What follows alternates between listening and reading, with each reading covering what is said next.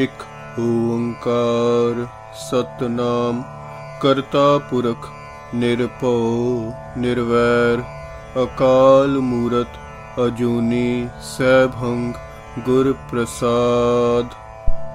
अकाल पुरख एक है जिसका नाम होंद वाला है, जो सृष्टि का रचनहार है, जो सब विच व्यापक है, भय तो रहित है, वैर रहित है, जिसका स्वरूप काल तो परे है, भाव जिसका शरीर नास रहित है, जो जूना विच नहीं आउंदा, जिसका प्रकाश अपने आप तो होया है अते जो सतगुरु दे किरपा नाल मिलदा है।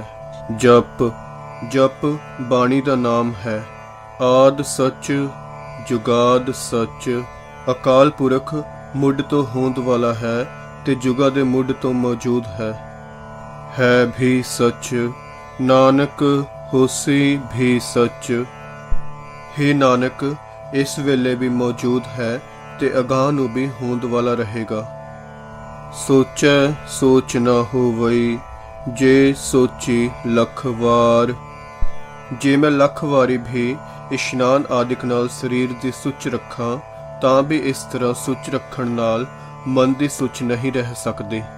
चुपै चुप ना होवई, जे लाए रहा लिवतार। जे मैं शरीर दी एक तार समाधि लाई रखां तां भी इस तरह चुप कर रहण नाल मन दी शांति नहीं हो सकती। भुखिया भुख ना उतरी, जे बन्ना पुरिया भार। जे मैं सारे भवनां दे पदार्थां दे ढेर भी सांभ लवां तां भी तृष्णा दे अधीन रहा तृष्णा दूर नहीं हो सकती। सहस सियाणपा लख होह तां इक ना चलै नाल। जे मेरे विच हज़ारां ते लखां चितराइयां होवण तां भी उन्हां विचों एक भी चितराई साथ नहीं दिंदी। किव सचियारा होईए, किव कूड़ै टुटै पाल। तां फिर अकाल पुरख दा प्रकाश होण लई योग किवें बण सकीदा है अते साडे अंदर दा कूड़ दा परदा किवें टुट सकदा है। हुक्म रज़ाई चलना, नानक लिखिया नाल। रज़ा दे मालक अकाल पुरख दे हुक्म विच तुरना यही एक विधि है। हे नानक यह विधि धुर तो ही जद तो जगत बनिया है लिखी चली आ रही है। हुक्मी होवन आकार, हुक्म न कहिया जाए। अकाल पुरख दे हुक्म अनुसार सारे शरीर बनते हैं, पर यह हुक्म दसिया नहीं जा सकता कि किहो जिहा है। हुक्मी होवन जीय, हुक्म मिलै वडियाई। रब दे हुक्म अनुसार ही सारे जीव जम पैंदे हन अते हुक्म अनुसार ही रब दे दर ते शोभा मिलती है। हुक्मी उत्तम नीच, हुक्म लिख दुख सुख पाइए है।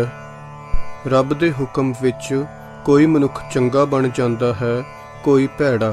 उसके हुक्म विच ही अपने कीते हुए कर्मां दे लिखे अनुसार दुख ते सुख भोगीदे हन। इक ना हुक्मी बख्शीस, एक हुक्मी सदा भवाईए है। हुक्म विच ही कदी मनुखां उत्ते अकाल पुरख दे दर तो बख्शिश होंदी है अते उसके हुक्म विच ही कई मनुख नित जन्म मरण दे गेड़ विच भवाईदे हन। हुक्मै अंदर सब को, बाहर हुक्म ना कोई। हरेक जीव रब दे हुक्म विच ही है। कोई जीव हुक्म तो बाहर भाव हुक्म तो आकी नहीं हो सकता। नानक हुक्मै जे बुझै ता होमै कहै ना कोय। हे नानक जे कोई मनुख अकाल पुरख दे हुक्म नूं समझ लए तां फिर ਉਹ ਸਵਾਰਥ ਦੀਆਂ ਗੱਲਾਂ नहीं करदा, भाव फिर ਉਹ ਸਵਾਰਥੀ जीवन ਛੱਡ ਦਿੰਦਾ है। गावै को ताण, होवै किसै ताण। जिस किसी मनुख नूं समर्था होंदी है ਉਹ रब दे ताण नूं गाउंदा है, भाव उसदे सिफत सलाह करदा है ते उसदे ਉਹ ਕੰਮ कथन करदा है जिन्हां तो उसदी वड्डी ताकत प्रगट होवे। गावै को दात जाणै निशान। ਕੋਈ ਮਨੁੱਖ ਉਸ ਦੀਆਂ ਦਾਤਾਂ ਨੂੰ ਹੀ ਗਾਉਂਦਾ ਹੈ, ਕਿਉਂਕਿ ਇਹਨਾਂ ਦਾਤਾਂ ਨੂੰ ਉਹ ਰੱਬ ਦੀ ਰਹਿਮਤ ਦਾ ਨਿਸ਼ਾਨ ਸਮਝਦਾ ਹੈ। ਗਾਵੈ ਕੋ ਗੁਣ ਵਡਿਆਈਆਂ ਚਾਰ। ਕੋਈ ਮਨੁੱਖ ਰੱਬ ਦੇ ਸੋਹਣੇ ਗੁਣ ਤੇ ਸੋਹਣੀਆਂ ਵਡਿਆਈਆਂ ਵਰਣਨ ਕਰਦਾ ਹੈ। ਗਾਵੈ ਕੋ ਵਿਦਿਆ ਵਿਖਮ ਵਿਚਾਰ। ਕੋਈ ਮਨੁੱਖ ਵਿਦਿਆ ਦੇ ਬਲ ਨਾਲ ਅਕਾਲ ਪੁਰਖ ਦੇ ਕਠਨ ਗਿਆਨ ਨੂੰ ਗਾਉਂਦਾ ਹੈ, ਭਾਵ ਸ਼ਾਸਤਰ ਆਦਿਕ ਦੁਆਰਾ ਆਤਮਕ ਫਿਲਾਸਫੀ ਦੇ ਔਖੇ ਵਿਸ਼ਿਆਂ ਤੇ ਵਿਚਾਰ ਕਰਦਾ ਹੈ। ਗਾਵੈ ਕੋ ਸਾਜ ਕਰੇ ਤਨਖੇਹ। ਕੋਈ ਮਨੁੱਖ ਇਉਂ ਗਾਉਂਦਾ ਹੈ, ਅਕਾਲ ਪੁਰਖ ਸਰੀਰ ਨੂੰ ਬਣਾ ਕੇ ਫਿਰ ਸੁਆਹ ਕਰ ਦਿੰਦਾ ਹੈ। ਗਾਵੈ ਕੋ ਜੀ ਲੈ ਫਿਰ ਦੇਹ। ਕੋਈ ਇਉਂ ਗਾਉਂਦਾ ਹੈ, ਹਰੀ ਸਰੀਰਾਂ ਵਿੱਚੋਂ ਜਿੰਦਾ ਕੱਢ ਕੇ ਫਿਰ ਦੂਜੇ ਸਰੀਰਾਂ ਵਿੱਚ ਪਾ ਦਿੰਦਾ ਹੈ। ਗਾਵੈ ਕੋ ਜਾਪੈ ਦਿਸੈ ਦੂਰ। ਕੋਈ ਮਨੁੱਖ ਆਖਦਾ ਹੈ, ਅਕਾਲ ਪੁਰਖ ਦੂਰ ਜਾਪਦਾ ਹੈ, ਦੂਰ ਦਿਸਦਾ ਹੈ। ਗਾਵੈ ਕੋ ਵੇਖੈ ਹਾਦਰਾ ਹਦੂਰ। ਪਰ ਕੋਈ ਆਖਦਾ ਹੈ, ਨਹੀਂ ਨੇੜੇ ਹੈ, ਸਭ ਥਾਈਂ ਹਾਜ਼ਰ ਹੈ, ਸਭ ਨੂੰ ਵੇਖ ਰਿਹਾ ਹੈ। ਕਥਨਾ ਕਥੀ ਨਾ ਆਵੈ ਤੋਟ। ਹੁਕਮ ਦੇ ਵਰਣਨ ਕਰਨ ਦੀ ਤੋਟ ਨਹੀਂ ਆ ਸਕੀ, ਭਾਵ ਵਰਣਨ ਕਰ ਕਰਕੇ ਹੁਕਮ ਦਾ ਅੰਤ ਨਹੀਂ ਪੈ ਸਕਿਆ, ਹੁਕਮ ਦਾ ਸਹੀ ਸਰੂਪ ਨਹੀਂ ਲੱਭ ਸਕਿਆ। ਕਥ ਕਥ ਕਥੀ ਕੋਟੀ ਕੋਟ ਕੋਟ। ਭਾਵੇਂ ਕਰੋੜਾਂ ਹੀ ਜੀਵਾਂ ਨੇ ਬੇਅੰਤ ਵਾਰੀ ਅਕਾਲ ਪੁਰਖ ਦੇ ਹੁਕਮ ਦਾ ਵਰਣਨ ਕੀਤਾ ਹੈ। ਦੇਦਾ ਦੇ ਲੈ ਦੇ ਥਕ ਪਾਹੇ। ਦਾਤਾਰ ਅਕਾਲ ਪੁਰਖ ਸਭ ਜੀਆਂ ਨੂੰ ਰਿਜ਼ਕ ਦੇ ਰਿਹਾ ਹੈ, ਪਰ ਜੀਵ ਲੈ ਲੈ ਕੇ ਥੱਕ ਪੈਂਦੇ ਹਨ। ਜੁਗਾ ਜੁਗੰਤਰ ਖਾਹੇ ਖਾਹੇ। ਸਭ ਜੀਵ ਸਦਾ ਤੋਂ ਹੀ ਰੱਬ ਦੇ ਦਿੱਤੇ ਪਦਾਰਥ ਖਾਂਦੇ ਚਲੇ ਆ ਰਹੇ ਹਨ। ਹੁਕਮੇ ਹੁਕਮ ਚਲਾਏ ਰਾਹ। ਹੁਕਮ ਵਾਲੇ ਰੱਬ ਦਾ ਹੁਕਮ ਹੀ ਸੰਸਾਰ ਦੀ ਕਾਰ ਵਾਲਾ ਰਸਤਾ ਚਲਾ ਰਿਹਾ ਹੈ। ਨਾਨਕ ਵਿਗਸੈ ਵੇਪਰਵਾਹ। ਹੇ ਨਾਨਕ, ਉਹ ਨਿਰੰਕਾਰ ਸਦਾ ਵੇਪਰਵਾਹ ਹੈ ਤੇ ਪ੍ਰਸੰਨ ਹੈ। ਸਾਚਾ ਸਾਹਿਬ ਸਾਚ ਨਾਏ ਭਾਖਿਆ ਭਾਉ ਅਪਾਰ। ਅਕਾਲ ਪੁਰਖ ਸਦਾ ਥਿਰ ਰਹਿਣ ਵਾਲਾ ਹੀ ਹੈ, ਉਸ ਦਾ ਨਿਯਮ ਵੀ ਸਦਾ ਅਟਲ ਹੈ, ਉਸ ਦੀ ਬੋਲੀ ਪ੍ਰੇਮ ਹੈ ਅਤੇ ਉਹ ਆਪ ਅਕਾਲ ਪੁਰਖ ਬੇਅੰਤ ਹੈ। ਆਖਹਿ ਮੰਗਹਿ ਦੇਹ ਦੇਹ ਦਾਤ ਕਰੇ ਦਾਤਾਰ। ਅਸੀਂ ਜੀਵ ਉਸ ਪਾਸੋਂ ਦਾਤਾਂ ਮੰਗਦੇ ਹਾਂ ਤੇ ਆਖਦੇ ਹਾਂ, ਹੇ ਹਰੀ ਸਾਨੂੰ ਦਾਤਾਂ ਦੇ, ਉਹ ਦਾਤਾਰ ਬਖਸ਼ਿਸ਼ਾਂ ਕਰਦਾ ਹੈ। ਫੇਰ ਕਿ ਅੱਗੇ ਰੱਖੀਐ ਜਿਤ ਦਿਸੈ ਦਰਬਾਰ। ਜੇ ਸਾਰੀਆਂ ਦਾਤਾਂ ਉਹ ਆਪ ਹੀ ਬਖਸ਼ ਰਿਹਾ ਹੈ, ਤਾਂ ਫਿਰ ਅਸੀਂ ਕਿਹੜੀ ਭੇਟਾ ਉਸ ਅਕਾਲ ਪੁਰਖ ਦੇ ਅੱਗੇ ਰੱਖੀਏ, ਜਿਸ ਦੇ ਸਦਕੇ ਸਾਨੂੰ ਉਸ ਦਾ ਦਰਬਾਰ ਦਿਸ ਪਏ। ਮੂੰਹੋਂ ਕੀ ਬੋਲਣ ਬੋਲੀਐ ਜਿਤ ਸੁਣ ਧਰੇ ਪਿਆਰ। ਅਸੀਂ ਮੂੰਹੋਂ ਕਿਹੜਾ ਬਚਨ ਬੋਲੀਏ, ਭਾਵ ਕਿਹੋ ਜਿਹੀ ਅਰਦਾਸ ਕਰੀਏ ਜਿਸ ਨੂੰ ਸੁਣ ਕੇ ਉਹ ਹਰੀ ਸਾਨੂੰ ਪਿਆਰ ਕਰੇ। ਅੰਮ੍ਰਿਤ ਵੇਲਾ ਸਚ ਨਾਉ ਵਡਿਆਈ ਵਿਚਾਰ। ਪੂਰਨ ਖਿੜਾਓ ਦਾ ਸਮਾਂ ਹੋਵੇ, ਭਾਵ ਪ੍ਰਭਾਤ ਵੇਲਾ ਹੋਵੇ, ਨਾਮ ਸਿਮਰੀਏ ਤੇ ਉਸ ਦੀਆਂ ਵਡਿਆਈਆਂ ਦੀ ਵਿਚਾਰ ਕਰੀਏ। ਕਰਮੀ ਆਵੈ ਕਪੜਾ ਨਦਰੀ ਮੋਖ ਦੁਆਰ। ਇਸ ਤਰ੍ਹਾਂ ਪ੍ਰਭੂ ਦੀ ਮਿਹਰ ਨਾਲ ਸਿਫਤ ਰੂਪ ਪਟੋਲਾ ਮਿਲਦਾ ਹੈ, ਉਸ ਦੀ ਕਿਰਪਾ ਦ੍ਰਿਸ਼ਟੀ ਨਾਲ ਕੂੜ ਦੀ ਪਾਲ ਤੋਂ ਖਲਾਸੀ ਹੁੰਦੀ ਹੈ ਤੇ ਰੱਬ ਦਾ ਦਰ ਪ੍ਰਾਪਤ ਹੋ ਜਾਂਦਾ ਹੈ। ਨਾਨਕ ਏਵੈ ਜਾਣੀਐ ਸਭ ਆਪੇ ਸਚਿਆਰ। ਹੇ ਨਾਨਕ, ਇਸ ਤਰ੍ਹਾਂ ਇਹ ਸਮਝ ਆ ਜਾਂਦੀ ਹੈ ਕਿ ਉਹ ਹੋਂਦ ਦਾ ਮਾਲਕ ਅਕਾਲ ਪੁਰਖ ਸਭ ਥਾਈਂ ਭਰਪੂਰ ਹੈ। ਥਾਪਿਆ ਨਾ ਜਾਏ, ਕੀਤਾ ਨਾ ਹੋਏ। ਨਾ ਉਹ ਪੈਦਾ ਕੀਤਾ ਜਾ ਸਕਦਾ ਹੈ ਅਤੇ ਨਾ ਹੀ ਸਾਡਾ ਬਣਾਇਆ ਬਣਦਾ ਹੈ। ਆਪੇ ਆਪ ਨਿਰੰਜਨ ਸੋਏ। ਉਹ ਨਿਰੋਲ ਆਪ ਹੀ ਹੈ। ਉਹ ਅਕਾਲ ਪੁਰਖ ਮਾਇਆ ਦੇ ਪ੍ਰਭਾਵ ਤੋਂ ਪਰੇ ਹੈ। ਜਿਨ ਸੇਵਿਆ ਤਿਨ ਪਾਇਆ ਮਾਨ। ਜਿਸ ਮਨੁੱਖ ਨੇ ਉਸ ਅਕਾਲ ਪੁਰਖ ਨੂੰ ਸਿਮਰਿਆ ਹੈ, ਉਸਨੇ ਹੀ ਵਡਿਆਈ ਪਾ ਲਈ ਹੈ। ਨਾਨਕ ਗਾਵੀਐ ਗੁਣੀ ਨਿਧਾਨ। ਹੇ ਨਾਨਕ, ਆਓ ਅਸੀਂ ਵੀ ਉਸ ਗੁਣਾਂ ਦੇ ਖਜ਼ਾਨੇ ਹਰੀ ਦੀ ਸਿਫਤ ਸਲਾਹ ਕਰੀਏ। ਗਾਵੀਐ ਸੁਣੀਐ ਮਨ ਰੱਖੀਐ ਭਾਓ। ਆਓ ਅਕਾਲ ਪੁਰਖ ਦੇ ਗੁਣ ਗਾਵੀਏ ਤੇ ਸੁਣੀਏ ਅਤੇ ਆਪਣੇ ਮਨ ਵਿੱਚ ਉਸ ਦਾ ਪ੍ਰੇਮ ਟਿਕਾਈਏ। ਦੁੱਖ ਪਰਹਰ ਸੁਖ ਘਰ ਲੈ ਜਾਏ। ਜੋ ਮਨੁੱਖ ਇਹ ਆਹਰ ਕਰਦਾ ਹੈ ਉਹ ਆਪਣਾ ਦੁੱਖ ਦੂਰ ਕਰਕੇ ਸੁਖ ਨੂੰ ਹਿਰਦੇ ਵਿੱਚ ਵਸਾ ਲੈਂਦਾ ਹੈ। ਗੁਰਮੁਖ ਨਾਦੰਗ ਗੁਰਮੁਖ ਵੇਦੰਗ ਗੁਰਮੁਖ ਰਹਿਆ ਸਮਾਈ। ਪਰ ਉਸ ਰੱਬ ਦਾ ਨਾਮ ਤੇ ਗਿਆਨ ਗੁਰੂ ਦੀ ਰਾਹੀਂ ਪ੍ਰਾਪਤ ਹੁੰਦਾ ਹੈ। ਗੁਰੂ ਦੀ ਰਾਹੀਂ ਹੀ ਇਹ ਪ੍ਰਤੀਤ ਆਉਂਦੀ ਹੈ ਕਿ ਉਹ ਹਰੀ ਸਭ ਥਾਈਂ ਵਿਆਪਕ ਹੈ। ਗੁਰ ਈਸਰ ਗੁਰ ਗੋਰਖ ਬਰਮਾ ਗੁਰ ਪਾਰਬਤੀ ਮਾਈ। ਗੁਰੂ ਹੀ ਸਾਡੇ ਲਈ ਸ਼ਿਵ ਹੈ, ਗੁਰੂ ਹੀ ਸਾਡੇ ਲਈ ਗੋਰਖ ਤੇ ਬ੍ਰਹਮਾ ਹੈ ਅਤੇ ਗੁਰੂ ਹੀ ਸਾਡੇ ਲਈ ਮਾਈ ਪਾਰਬਤੀ ਹੈ। ਜਿਹੋ ਜਾਣਾ ਆਖਾ ਨਾਹੀ ਕਹਿਣਾ ਕਥਨ ਨਾ ਜਾਈ। ਉਂਝ ਇਸ ਅਕਾਲ ਪੁਰਖ ਦੇ ਹੁਕਮ ਨੂੰ ਜੇ ਮੈਂ ਸਮਝ ਵੀ ਲਵਾਂ ਤਾਂ ਵੀ ਉਸ ਦਾ ਵਰਣਨ ਨਹੀਂ ਕਰ ਸਕਦਾ। ਅਕਾਲ ਪੁਰਖ ਦੇ ਹੁਕਮ ਦਾ ਕਥਨ ਨਹੀਂ ਕੀਤਾ ਜਾ ਸਕਦਾ। ਗੁਰਾ ਇੱਕ ਦੇਹ 부ਝਾਈ। ਮੇਰੀ ਤਾਂ ਹੇ ਸਤਿਗੁਰੂ ਤੇਰੇ ਅੱਗੇ ਅਰਦਾਸ ਹੈ ਕਿ ਮੈਨੂੰ ਇੱਕ ਸਮਝ ਦੇ। ਸਭਨਾ ਜੀਆਂ ਕਾ ਇੱਕ ਦਾਤਾ ਸੋ ਮੈਂ ਵਿਸਰ ਨਾ ਜਾਈ। ਕਿ ਜਿਹੜਾ ਸਭਨਾ ਜੀਵਾਂ ਨੂੰ ਦਾਤਾਂ ਦੇਣ ਵਾਲਾ ਇੱਕ ਰੱਬ ਹੈ ਮੈਂ ਉਸ ਨੂੰ ਭੁਲਾ ਨਾ ਦਿਆਂ। ਤੀਰਥ ਨਾਵਾ ਜੇ ਤਿਸ ਭਾਵਾ ਵਿਣ ਭਾਣੇ ਕੀ ਨਾਈ ਕਰੇ। ਮੈਂ ਤੀਰਥ ਉੱਤੇ ਜਾ ਕੇ ਤਦ ਇਸ਼ਨਾਨ ਕਰਾਂ ਜੇ ਇਉਂ ਕਰਨ ਨਾਲ ਉਸ ਪਰਮਾਤਮਾ ਨੂੰ ਖੁਸ਼ ਕਰ ਸਕਾਂ। ਪਰ ਜੇ ਇਸ ਤਰ੍ਹਾਂ ਪਰਮਾਤਮਾ ਖੁਸ਼ ਨਹੀਂ ਹੁੰਦਾ ਤਾਂ ਮੈਂ ਤੀਰਥ ਉੱਤੇ ਇਸ਼ਨਾਨ ਕਰਕੇ ਕੀ ਖਟਾਂਗਾ। ਜੇਤੇ ਸਿਰਠ ਉਪਾਈ ਵੇਖਾ ਵਿਣ ਕਰਮਾ ਕੀ ਮਿਲੈ ਲਈ। ਅਕਾਲ ਪੁਰਖ ਦੀ ਪੈਦਾ ਕੀਤੀ ਹੋਈ ਜਿਤਨੀ ਵੀ ਦੁਨੀਆ ਮੈਂ ਵੇਖਦਾ ਹਾਂ ਇਸ ਵਿੱਚ ਪਰਮਾਤਮਾ ਦੀ ਕਿਰਪਾ ਤੋਂ ਬਿਨਾਂ ਕਿਸੇ ਨੂੰ ਕੁਝ ਨਹੀਂ ਮਿਲਦਾ, ਕੋਈ ਕੁਝ ਨਹੀਂ ਲੈ ਸਕਦਾ। ਮਤ ਵਿੱਚ ਰਤਨ ਜਵਾਹਰ ਮਾਣਿਕ ਜੇ ਇੱਕ ਗੁਰ ਕੇ ਸਿੱਖ ਸੁਣੀ।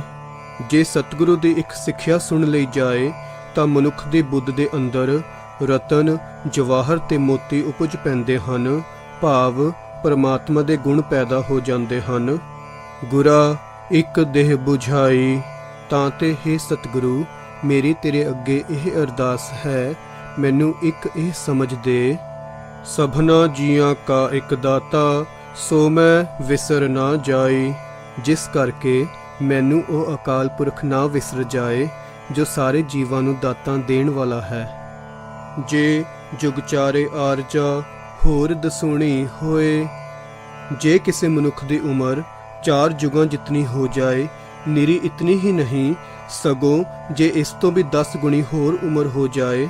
ਨਵਾਂ ਖੰਡਾਂ ਵਿੱਚ ਜਾਣੀਐ ਨਾਲ ਚਲੈ ਸਭ ਕੋਏ। ਜੇ ਉਹ ਸਾਰੇ ਸੰਸਾਰ ਵਿੱਚ ਵੀ ਪ੍ਰਗਟ ਹੋ ਜਾਏ ਅਤੇ ਹਰੇਕ ਮਨੁੱਖ ਉਸ ਦੇ ਪਿੱਛੇ ਲੱਗ ਕੇ ਤੁਰੇ। ਚੰਗਾ ਨਾਉ ਰਖਾਇ ਕੈ ਜਸ ਕੀਰਤ ਜਗਲੇ। ਜੇ ਉਹ ਚੰਗੀ ਨਾਮਵਰੀ ਖੱਟ ਕੇ ਸਾਰੇ ਸੰਸਾਰ ਵਿੱਚ ਸ਼ੋਭਾ ਵੀ ਪ੍ਰਾਪਤ ਕਰ ਲਏ। ਜੇ ਤਿਸ ਨਦਰ ਨਾ ਆਵਈ ਤਾਂ ਬਾਤ ਨਾ ਪੁੱਛੈ ਕਿ। ਪਰ ਜੇਕਰ ਅਕਾਲ ਪੁਰਖ ਦੀ ਮਿਹਰ ਦੀ ਨਜ਼ਰ ਵਿੱਚ ਨਹੀਂ ਆ ਸਕਦਾ ਤਾਂ ਉਹ ਉਸ ਬੰਦੇ ਵਰਗਾ ਹੈ ਜਿਸ ਦੀ ਕੋਈ ਖਬਰ ਵੀ ਨਹੀਂ ਪੁੱਛਦਾ, ਭਾਵ ਇਤਨੀ ਮਾਣ ਵਡਿਆਈ ਵਾਲਾ ਹੁੰਦਿਆਂ ਵੀ ਅਸਲ ਵਿੱਚ ਨਿਆਸਰਾ ਹੀ ਹੈ। ਕੀਟਾ ਅੰਦਰ ਕੀਟ ਕਰ ਦੋਸੀ ਦੋਸਤ ਤਰੇ। ਸਗੋਂ ਅਜਿਹਾ ਮਨੁੱਖ ਅਕਾਲ ਪੁਰਖ ਦੇ ਸਾਹਮਣੇ ਇੱਕ ਮਾਮੂਲੀ ਜਿਹਾ ਕੀੜਾ ਹੈ। ਅਕਾਲ ਪੁਰਖ ਉਸ ਨੂੰ ਦੋਸ਼ੀ ਥਾਪ ਕੇ ਉਸ ਉੱਤੇ ਨਾਮ ਨੂੰ ਭੁੱਲਣ ਦਾ ਦੋਸ਼ ਲਾਉਂਦਾ ਹੈ। ਨਾਨਕ ਨਿਰਗੁਣ ਗੁਣ ਕਰੇ ਗੁਣਵੰਤਿਆਂ ਗੁਣ ਦੇ। ਹੇ ਨਾਨਕ ਉਹ ਅਕਾਲ ਪੁਰਖ ਗੁਣਹੀਨ ਮਨੁੱਖ ਵਿੱਚ ਗੁਣ ਪੈਦਾ ਕਰ ਦਿੰਦਾ ਹੈ ਤੇ ਗੁਣੀ ਮਨੁੱਖਾਂ ਨੂੰ ਵੀ ਗੁਣ ਉਹੀ ਬਖਸ਼ਦਾ ਹੈ। ਤੇਹਾ ਕੋਈ ਨਾ ਸੁਝਈ ਜੇ ਤਿਸ ਗੁਣ ਕੋਈ ਕਰੇ। ਇਹੋ ਜਿਹਾ ਕੋਈ ਹੋਰ ਨਹੀਂ ਦਿਸਦਾ ਜੋ ਨਿਰਗੁਣ ਜੀਵ ਨੂੰ ਕੋਈ ਗੁਣ ਦੇ ਸਕਦਾ ਹੋਵੇ, ਭਾਵ ਪ੍ਰਭੂ ਦੀ ਮਿਹਰ ਦੀ ਨਜ਼ਰ ਹੀ ਉਸ ਨੂੰ ਉੱਚਾ ਕਰ ਸਕਦੀ ਹੈ। ਲੰਮੀ ਉਮਰ ਤੇ ਜਗਤ ਦੀ ਸ਼ੋਭਾ ਸਹਾਇਤਾ ਨਹੀਂ ਕਰਦੀ।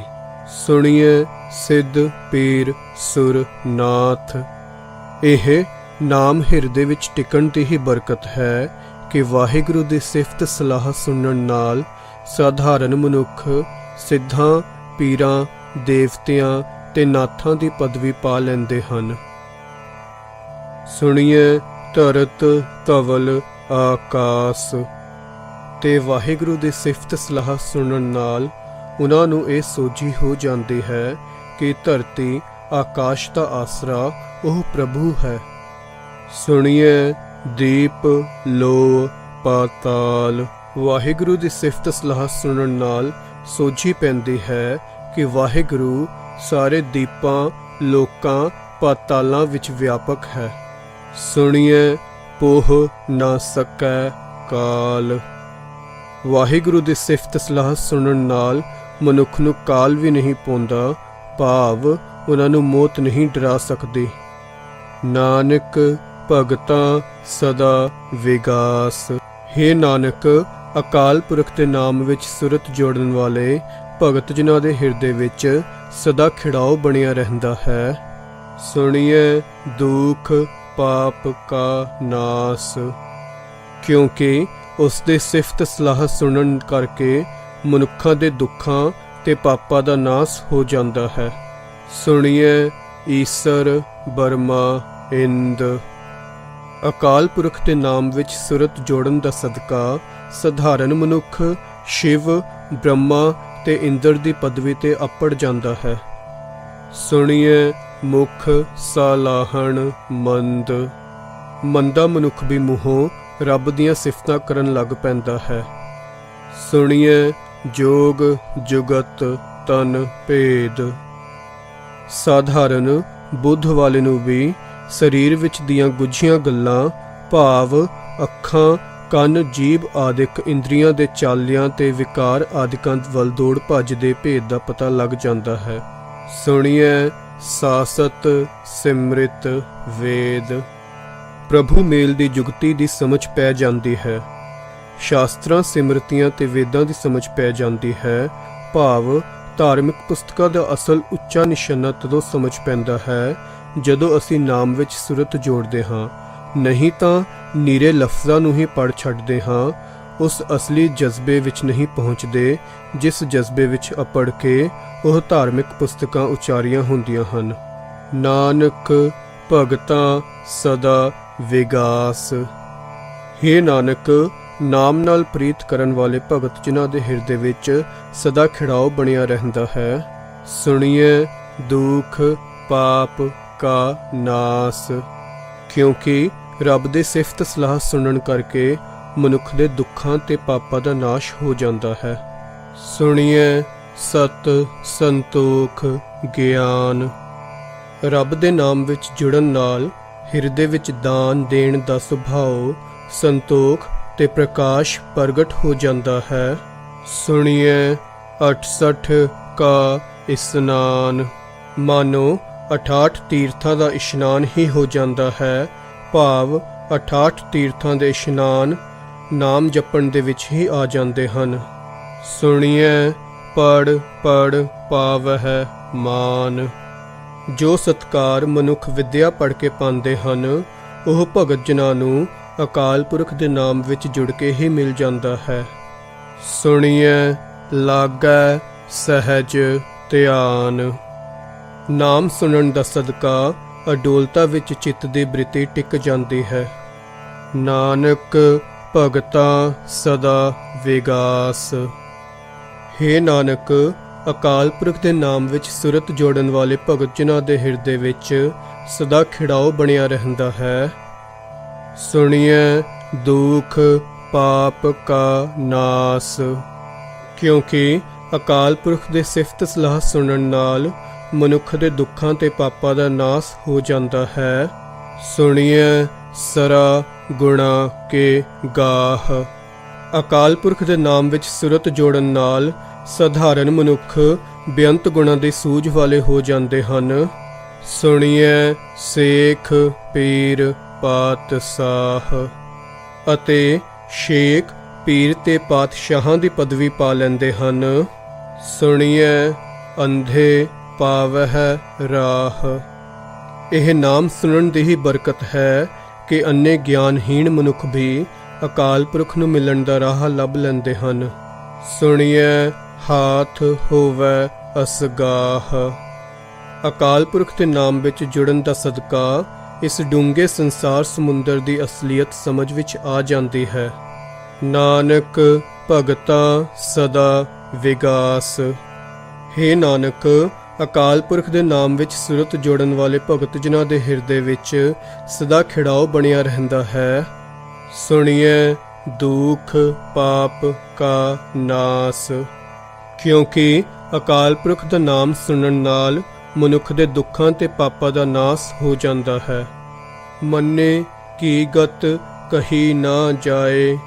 ਉਸ ਮਨੁੱਖ ਦੀ ਉੱਚੀ ਆਤਮਿਕ ਅਵਸਥਾ ਦੱਸੀ ਨਹੀਂ ਜਾ ਸਕਦੀ ਜਿਸ ਨੇ ਅਕਾਲ ਪੁਰਖ ਦੇ ਨਾਮ ਨੂੰ ਮੰਨ ਲਿਆ ਹੈ, ਭਾਵ ਜਿਸ ਦੀ ਲਗਨ ਨਾਮ ਵਿੱਚ ਲੱਗ ਗਈ ਹੈ।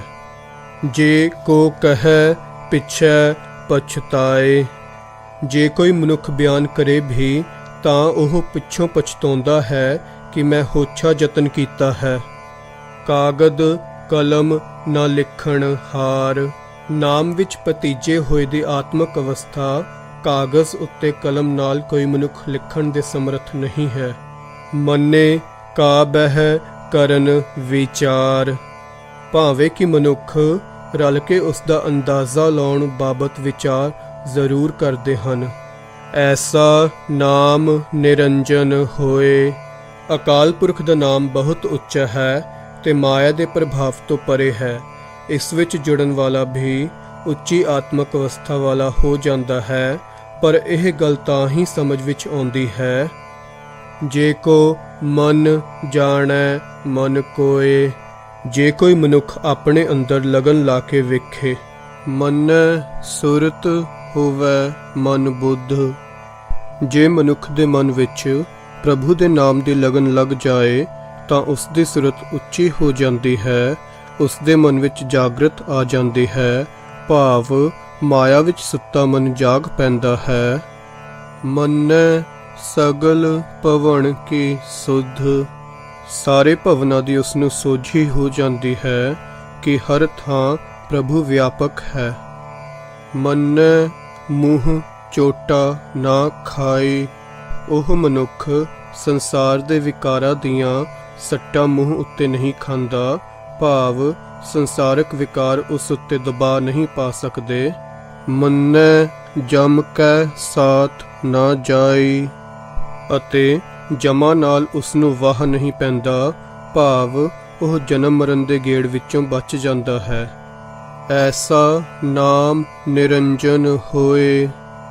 ਅਕਾਲ ਪੁਰਖ ਦਾ ਨਾਮ ਜੋ ਮਾਇਆ ਦੇ ਪ੍ਰਭਾਵ ਤੋਂ ਪਰੇ ਹੈ, ਏਡਾ ਉੱਚਾ ਹੈ ਕਿ ਇਸ ਵਿੱਚ ਜੁੜਨ ਵਾਲਾ ਵੀ ਉੱਚੀ ਆਤਮਿਕ ਅਵਸਥਾ ਵਾਲਾ ਹੋ ਜਾਂਦਾ ਹੈ, ਪਰ ਇਹ ਗੱਲ ਤਾਂ ਹੀ ਸਮਝ ਵਿੱਚ ਆਉਂਦੀ ਹੈ ਜੇ ਕੋ ਮਨ ਜਾਣੈ ਮਨ ਕੋਏ। ਜੇ ਕੋਈ ਮਨੁੱਖ ਆਪਣੇ ਮਨ ਵਿੱਚ ਹਰੀ ਨਾਮ ਦੀ ਲਗਨ ਪੈਦਾ ਕਰ ਲਏ। ਮੰਨੈ ਮਾਰਗ ਠਾਕ ਨਾ ਪਾਏ। ਜੇ ਮਨੁੱਖ ਦਾ ਮਨ ਨਾਮ ਵਿੱਚ ਪਤੀਜ ਜਾਏ ਤਾਂ ਜ਼ਿੰਦਗੀ ਦੇ ਸਫ਼ਰ ਵਿੱਚ ਵਿਚਾਰ ਆਦਿਕ ਦੀ ਕੋਈ ਰੋਕ ਨਹੀਂ ਪੈਂਦੀ। ਮੰਨੈ ਪਤ ਸਿਉ ਪ੍ਰਗਟ ਜਾਏ। ਉਹ ਸੰਸਾਰ ਵਿੱਚ ਸ਼ੋਭਾ ਖੱਟ ਕੇ ਇੱਜ਼ਤ ਨਾਲ ਜਾਂਦਾ ਹੈ। ਮੰਨੈ ਮਗ ਨ ਚੱਲੈ ਪੰਥ। ਉਹ ਫਿਰ ਦੁਨੀਆ ਦੇ ਵੱਖੋ ਵੱਖਰੇ ਮਜ਼ਹਬਾਂ ਦੇ ਦੱਸੇ ਰਸਤਿਆਂ ਤੇ ਨਹੀਂ ਤੁਰਦਾ, ਭਾਵ ਉਸ ਦੇ ਅੰਦਰ ਇਹ ਵਿਖੇਪਤਾ ਨਹੀਂ ਰਹਿੰਦੀ ਕਿ ਇਹ ਰਸਤਾ ਚੰਗਾ ਹੈ ਤੇ ਇਹ ਮੰਦਾ ਹੈ। ਮੰਨੈ ਧਰਮ ਸੇਤੀ ਸੰਬੰਧ। ਉਸ ਮਨੁੱਖ ਦਾ ਧਰਮ ਨਾਲ ਸਿੱਧਾ ਜੋੜ ਬਣ ਜਾਂਦਾ ਹੈ। ਐਸਾ ਨਾਮ ਨਿਰੰਜਨ ਹੋਏ। ਅਕਾਲ ਪੁਰਖ ਦਾ ਨਾਮ ਜੋ ਮਾਇਆ ਦੇ ਪ੍ਰਭਾਵ ਤੋਂ ਪਰੇ ਹੈ, ਏਡਾ ਉੱਚਾ ਹੈ ਕਿ ਇਸ ਵਿੱਚ ਜੁੜਨ ਵਾਲਾ ਵੀ ਉੱਚੀ ਆਤਮਿਕ ਅਵਸਥਾ ਵਾਲਾ ਹੋ ਜਾਂਦਾ ਹੈ, ਪਰ ਇਹ ਗੱਲ ਤਾਂ ਹੀ ਸਮਝ ਵਿੱਚ ਆਉਂਦੀ ਹੈ ਜੇ ਕੋ ਮਨ ਜਾਣੈ ਮਨ ਕੋਏ। ਜੇ ਕੋਈ ਮਨੁੱਖ ਆਪਣੇ ਮਨ ਵਿੱਚ ਹਰੀ ਨਾਮ ਦੀ ਲਗਨ ਪੈਦਾ ਕਰ ਲਏ। ਮੰਨੈ ਪਾਵਹਿ ਮੋਖ ਦੁਆਰ। ਜੇ ਮਨ ਵਿੱਚ ਪ੍ਰਭੂ ਦੇ ਨਾਮ ਦੀ ਲਗਨ ਲੱਗ ਜਾਏ ਤਾਂ ਮਨੁੱਖ ਕੂੜ ਤੋਂ ਖਲਾਸੀ ਪਾਉਣ ਦਾ ਰਾਹ ਲੱਭ ਲੈਂਦੇ ਹਨ। ਮੰਨੈ ਪਰਵਾਰੈ ਸਾਧਾਰ। ਇਹੋ ਜਿਹਾ ਮਨੁੱਖ ਆਪਣੇ ਪਰਿਵਾਰ ਨੂੰ ਵੀ ਅਕਾਲ ਪੁਰਖ ਦੀ ਟੇਕ ਦ੍ਰਿੜ ਕਰਾਉਂਦਾ ਹੈ। ਮੰਨੈ ਤਰੈ ਤਾਰੇ ਗੁਰ ਸਿੱਖ। ਨਾਮ ਵਿੱਚ ਮਨ ਪਤੀਜਣ ਕਰਕੇ ਹੀ ਸਤਿਗੁਰੂ ਵੀ ਆਪ ਸੰਸਾਰ ਸਾਗਰ ਤੋਂ ਪਾਰ ਲੰਘ ਜਾਂਦਾ ਹੈ ਤੇ ਸਿੱਖਾਂ ਨੂੰ ਵੀ ਪਾਰ ਲੰਘਾਉਂਦਾ ਹੈ। ਮੰਨੈ ਨਾਨਕ ਭਵਹਿ ਨਾ ਭਿਖ। ਨਾਮ ਵਿੱਚ ਮਨ ਜੁੜਨ ਕਰਕੇ ਹੇ ਨਾਨਕ ਮਨੁੱਖ ਧਿਰ ਧਿਰ ਦੀ ਮੁਥਾਜੀ ਨਹੀਂ ਕਰਦੇ ਫਿਰਦੇ। ਐਸਾ ਨਾਮ ਨਿਰੰਜਨ ਹੋਏ। ਅਕਾਲ ਪੁਰਖ ਦਾ ਨਾਮ ਜੋ ਮਾਇਆ ਦੇ ਪ੍ਰਭਾਵ ਤੋਂ ਪਰੇ ਹੈ ਏਡਾ ਉੱਚਾ ਹੈ ਕਿ ਇਸ ਵਿੱਚ ਜੁੜਨ ਵਾਲਾ ਵੀ ਉੱਚੇ ਜੀਵਨ ਵਾਲਾ ਹੋ ਜਾਂਦਾ ਹੈ। ਪਰ ਇਹ ਗੱਲ ਤਾਂ ਹੀ ਸਮਝ ਵਿੱਚ ਆਉਂਦੀ ਹੈ ਜੇ ਕੋ ਮਨ ਜਾਣੈ ਮਨ ਕੋਏ। ਜੇ ਕੋਈ ਮਨੁੱਖ ਆਪਣੇ ਮਨ ਵਿੱਚ ਹਰੀ ਨਾਮ ਦੀ ਲਗਨ ਪੈਦਾ ਕਰੇ। ਪੰਚ ਪਰਵਾਨ ਪੰਚ ਪ੍ਰਧਾਨ। ਜਿਨ੍ਹਾਂ ਮਨੁੱਖਾਂ ਦੇ ਸੁਰਤ ਨਾਮ ਵਿੱਚ ਜੁੜੀ ਰਹਿੰਦੀ ਹੈ ਤੇ ਜਿਨ੍ਹਾਂ ਦੇ ਅੰਦਰ ਪ੍ਰਭੂ ਵਾਸਤੇ ਲਗਨ ਬਣ ਜਾਂਦੀ ਹੈ ਉਹੀ ਮਨੁੱਖ ਇੱਥੇ ਜਗਤ ਵਿੱਚ ਮੰਨੇ ਪ੍ਰਮੰਨੇ ਰਹਿੰਦੇ ਹਨ ਅਤੇ ਸਭ ਦੇ ਆਗੂ ਹੁੰਦੇ ਹਨ। ਪੰਚੇ ਪਾਵਹਿ ਦਰਗਹਿ ਮਾਨ। ਅਕਾਲ ਪੁਰਖ ਦੀ ਦਰਗਾਹ ਵਿੱਚ ਵੀ ਉਹ ਪੰਜ ਜਨ ਹੀ ਆਦਰ ਪਾਉਂਦੇ ਹਨ। ਪੰਚੇ ਸੋਹਹਿ ਦਰ ਰਾਜਾਨ। ਰਾਜ ਦਰਬਾਰਾਂ ਵਿੱਚ ਵੀ ਉਹ ਪੰਜ ਜਨ ਹੀ ਸੋਭਦੇ ਹਨ। ਪੰਚਾਂ ਕਾ ਗੁਰ ਏਕ ਧਿਆਨ। ਇਨ੍ਹਾਂ ਪੰਜ ਜਨਾਂ ਦੀ ਸੁਰਤ ਦਾ ਨਿਸ਼ਾਨਾ ਕੇਵਲ ਇੱਕ ਗੁਰੂ ਹੀ ਹੈ। ਭਾਵ ਇਨ੍ਹਾਂ ਦੀ ਸੁਰਤ ਗੁਰੂ ਸ਼ਬਦ ਵਿੱਚ ਹੀ ਰਹਿੰਦੀ ਹੈ। ਗੁਰੂ ਸ਼ਬਦ ਵਿੱਚ ਜੁੜੇ ਰਹਿਣਾ ਹੀ ਇਨ੍ਹਾਂ ਦਾ ਅਸਲ ਨਿਸ਼ਾਨਾ ਹੈ। ਜੇ ਕੋ ਕਹੈ ਕਰੈ ਵਿਚਾਰ। ਭਾਵੇਂ ਕੋਈ ਕਥਨ ਕਰਕੇ ਵੇਖੇ ਤੇ ਵਿਚਾਰ ਕਰ ਲਏ। ਕਰਤੇ ਕੈ ਕਰਣੈ ਨਾਹੀ ਸੁਮਾਰ। ਅਕਾਲ ਪੁਰਖ ਦੀ ਕੁਦਰਤ ਦਾ ਕੋਈ ਲੇਖਾ ਹੀ ਨਹੀਂ। ਭਾਵ ਅੰਤ ਨਹੀਂ ਪੈ ਸਕਦਾ। ਧੌਲ ਧਰਮ ਦਇਆ ਕਾ ਪੂਤ। ਅਕਾਲ ਪੁਰਖ ਦਾ ਧਰਮ ਰੂਪੀ ਬਛਵਾ ਨਿਯਮ ਹੀ ਬਲਦ ਹੈ ਜੋ ਸ੍ਰਿਸ਼ਟੀ ਨੂੰ ਕਾਇਮ ਰੱਖ ਰਿਹਾ ਹੈ। ਇਹ ਧਰਮ ਦਇਆ ਦਾ ਪੁੱਤਰ ਹੈ। ਭਾਵ ਅਕਾਲ ਪੁਰਖ ਨੇ ਆਪਣੀ ਮਿਹਰ ਕਰਕੇ ਸ੍ਰਿਸ਼ਟੀ ਨੂੰ ਟਿਕਾ ਰੱਖਣ ਲਈ ਧਰਮ ਰੂਪ ਨਿਯਮ ਬਣਾ ਦਿੱਤਾ ਹੈ। ਸੰਤੋਖ ਥਾਪ ਰੱਖਿਆ ਜਿਨ ਸੂਤ। ਇਸ ਧਰਮ ਨੇ ਆਪਣੀ ਮਰਿਆਦਾ ਅਨੁਸਾਰ ਸੰਤੋਖ ਨੂੰ ਜਨਮ ਦੇ ਦਿੱਤਾ ਹੈ। ਜੇ ਕੋ ਬੁਝੈ ਹੋਵੈ ਸਚਿਆਰ। ਜੇ ਕੋਈ ਮਨੁੱਖ ਇਸ ਉੱਪਰ ਦੱਸੇ ਵਿਚਾਰ ਨੂੰ ਸਮਝ ਲਏ ਤਾਂ ਉਹ ਇਸ ਯੋਗ ਹੋ ਜਾਂਦਾ ਹੈ ਕਿ ਉਸ ਦੇ ਅੰਦਰ ਅਕਾਲ ਪੁਰਖ ਦਾ ਪ੍ਰਕਾਸ਼ ਹੋ ਜਾਏ। ਧਵਲੈ ਉੱਪਰ ਕੇਤਾ ਭਾਰ। ਨਹੀਂ ਤਾਂ ਖਿਆਲ ਤਾਂ ਕਰੋ ਕਿ ਬਲਦ ਉੱਤੇ ਧਰਤੀ ਦਾ ਕਿਤਨਾ ਕੁ ਬੇਅੰਤ ਭਾਰ ਹੈ। ਉਹ ਵਿਚਾਰਾ ਇਤਨੇ ਭਾਰ ਨੂੰ ਚੁੱਕ ਕਿਵੇਂ ਸਕਦਾ ਹੈ। ਧਰਤੀ ਹੋਰ ਪਰੈ ਹੋਰ ਹੋਰ। ਦੂਜੀ ਵਿਚਾਰ ਹੋਰ ਹੈ ਕਿ ਜੇ ਧਰਤੀ ਦੇ ਹੇਠ ਬਲਦ ਹੈ ਉਸ ਬਲਦ ਨੂੰ ਸਹਾਰਾ ਦੇਣ ਲਈ ਹੇਠ ਹੋਰ ਧਰਤੀ ਹੋਈ। ਉਸ ਧਰਤੀ ਦੇ ਹੇਠਾਂ ਹੋਰ ਬਲਦ, ਉਸ ਤੋਂ ਹੇਠਾਂ ਧਰਤੀ ਤੇ ਹੇਠ ਹੋਰ ਬਲਦ, ਫੇਰ ਹੋਰ ਬਲਦ। ਤਿਸ ਤੇ ਭਾਰ ਤਲੈ ਕਵਣ ਜੋਰ। ਇਸੇ ਤਰ੍ਹਾਂ ਅਖੀਰਲੇ ਬਲਦ ਤੋਂ ਭਾਰ ਸਹਾਰਨ ਲਈ ਉਸ ਦੇ ਹੇਠ ਕਿਹੜਾ ਆਸਰਾ ਹੋਵੇਗਾ। ਜੀਵ ਜਾਤ ਰੰਗਾ ਕੇ ਨਾਵ। ਸ੍ਰਿਸ਼ਟੀ ਵਿੱਚ ਕਈ ਜ਼ਾਤਾਂ ਦੇ, ਕਈ ਕਿਸਮਾਂ ਦੇ ਅਤੇ ਕਈ ਨਾਵਾਂ ਦੇ ਜੀਵ ਹਨ। ਸਭਨਾ ਲਿਖਿਆ ਵੁੜੀ ਕਲਾਮ। ਇਹਨਾਂ ਸਭਨਾਂ ਨੇ ਇੱਕ ਤਾਰ ਚਲਦੀ ਕਲਮ ਨਾਲ ਅਕਾਲ ਪੁਰਖ ਦੀ ਕੁਦਰਤ ਦਾ ਲੇਖਾ ਲਿਖਿਆ ਹੈ। ਇਹ ਲੇਖਾ ਲਿਖ ਜਾਣੈ ਕੋਏ। ਪਰ ਕੋਈ ਵਿਰਲਾ ਮਨੁੱਖ ਇਹ ਲੇਖਾ ਲਿਖਣਾ ਜਾਣਦਾ ਹੈ। ਭਾਵ ਪਰਮਾਤਮਾ ਦੀ ਕੁਦਰਤ ਦਾ ਅੰਤ ਕੋਈ ਵੀ ਜੀਵ ਪਾ ਨਹੀਂ ਸਕਦਾ। ਲੇਖਾ ਲਿਖਿਆ ਕੀਤਾ ਹੋਏ। ਜੇ ਲੇਖਾ ਲਿਖਿਆ ਵੀ ਜਾਏ ਤਾਂ ਇਹ ਅੰਦਾਜ਼ਾ ਨਹੀਂ ਲੱਗ ਸਕਦਾ ਕਿ ਲੇਖਾ ਕਿੱਡਾ ਵੱਡਾ ਹੋ ਜਾਏ। ਕੇਤਾ ਤਾਣ ਸਵਾਲਿਯਹ ਰੂਪ, ਅਕਾਲ ਪੁਰਖ ਦਾ ਬੇਅੰਤ ਬਲ ਹੈ, ਬੇਅੰਤ ਸੁੰਦਰ ਸਰੂਪ ਹੈ। ਕੇਤੀ ਦਾਤ ਜਾਣੈ ਕੌਣ ਕੂਤ, ਬੇਅੰਤ ਉਸ ਦੀ ਦਾਤ ਹੈ, ਇਸ ਦਾ ਕੌਣ ਅੰਦਾਜ਼ਾ ਲਾ ਸਕਦਾ ਹੈ। ਕੀਤਾ ਪਸਾਉ ਏਕੋ ਕਵਾਉ, ਅਕਾਲ ਪੁਰਖ ਨੇ ਆਪਣੇ ਹੁਕਮ ਨਾਲ ਸਾਰਾ ਸੰਸਾਰ ਬਣਾ ਦਿੱਤਾ। ਤਿਸ ਤੇ ਹੋਏ ਲੱਖ ਦਰਿਆਓ, ਉਸ ਹੁਕਮ ਨਾਲ ਹੀ ਜ਼ਿੰਦਗੀ ਦੇ ਲੱਖਾਂ ਦਰਿਆ ਬਣ ਗਏ। ਕੁਦਰਤ ਕਵਣ ਕਹਾ ਵਿਚਾਰ, ਸੋ ਮੇਰੀ ਕੀ ਤਾਕਤ ਹੈ ਕਿ ਕਰਤਾਰ ਦੀ ਕੁਦਰਤ ਦੀ ਵਿਚਾਰ ਕਰ ਸਕਾਂ। ਵਾਰਿਆ ਨਾ ਜਾਵਾ ਏਕ ਵਾਰ, ਹੇ ਅਕਾਲ ਪੁਰਖ ਮੈਂ ਤਾਂ ਤੇਰੇ ਉੱਤੇ ਇੱਕ ਵਾਰੀ ਵੀ ਸਦਕੇ ਹੋਣ ਜੋਗਾ ਨਹੀਂ ਹਾਂ, ਭਾਵ ਮੇਰੀ ਹਸਤੀ ਬਹੁਤ ਹੀ ਤੁੱਛ ਹੈ। ਜੋ ਤੁਧ ਭਾਵੈ ਸਾਈ ਭਲੀ ਕਾਰ, ਜੋ ਤੈਨੂੰ ਚੰਗਾ ਲੱਗਦਾ ਹੈ ਉਹ ਕੰਮ ਭਲਾ ਹੈ, ਭਾਵ ਤੇਰੀ ਰਜ਼ਾ ਵਿੱਚ ਰਹਿਣਾ ਹੀ ਠੀਕ ਹੈ। ਤੂੰ ਸਦਾ ਸਲਾਮਤ ਨਿਰੰਕਾਰ, ਹੇ ਨਿਰੰਕਾਰ ਤੂੰ ਸਦਾ ਅਟਲ ਰਹਿਣ ਵਾਲਾ ਹੈ। ਅਸੰਖ ਜਪ ਅਸੰਖ ਭਾਉ, ਅਕਾਲ ਪੁਰਖ ਦੀ ਰਚਨਾ ਵਿੱਚ ਅਣਗਿਣਤ ਜੀਵ ਜਪ ਕਰਦੇ ਹਨ, ਬੇਅੰਤ ਜੀਵ ਹੋਰਨਾਂ ਨਾਲ ਪਿਆਰ ਦਾ ਵਰਤਾਓ ਕਰ ਰਹੇ ਹਨ। ਅਸੰਖ ਪੂਜਾ ਅਸੰਖ ਤਪ ਤਾਉ, ਕਈ ਜੀਵ ਪੂਜਾ ਕਰ ਰਹੇ ਹਨ ਅਤੇ ਅਣਗਿਣਤ ਹੀ ਜੀਵ ਤਪ ਸਾਧ ਰਹੇ ਹਨ। ਅਸੰਖ ਗ੍ਰੰਥ ਮੁਖ ਵੇਦ ਪਾਠ, ਬੇਅੰਤ ਜੀਵ ਵੇਦਾਂ ਅਤੇ ਹੋਰ ਧਾਰਮਿਕ ਪੁਸਤਕਾਂ ਦੇ ਪਾਠ ਮੂੰਹ ਨਾਲ ਕਰ ਰਹੇ ਹਨ। ਅਸੰਖ ਜੋਗ ਮਨ ਰਹਿ ਹੈ ਉਦਾਸ, ਜੋਗ ਦੇ ਸਾਧਨ ਕਰਨ ਵਾਲੇ ਬੇਅੰਤ ਮਨੁੱਖ ਆਪਣੇ ਮਨ ਵਿੱਚ ਮਾਇਆ ਵੱਲੋਂ ਉਪਰਾਮ ਰਹਿੰਦੇ ਹਨ।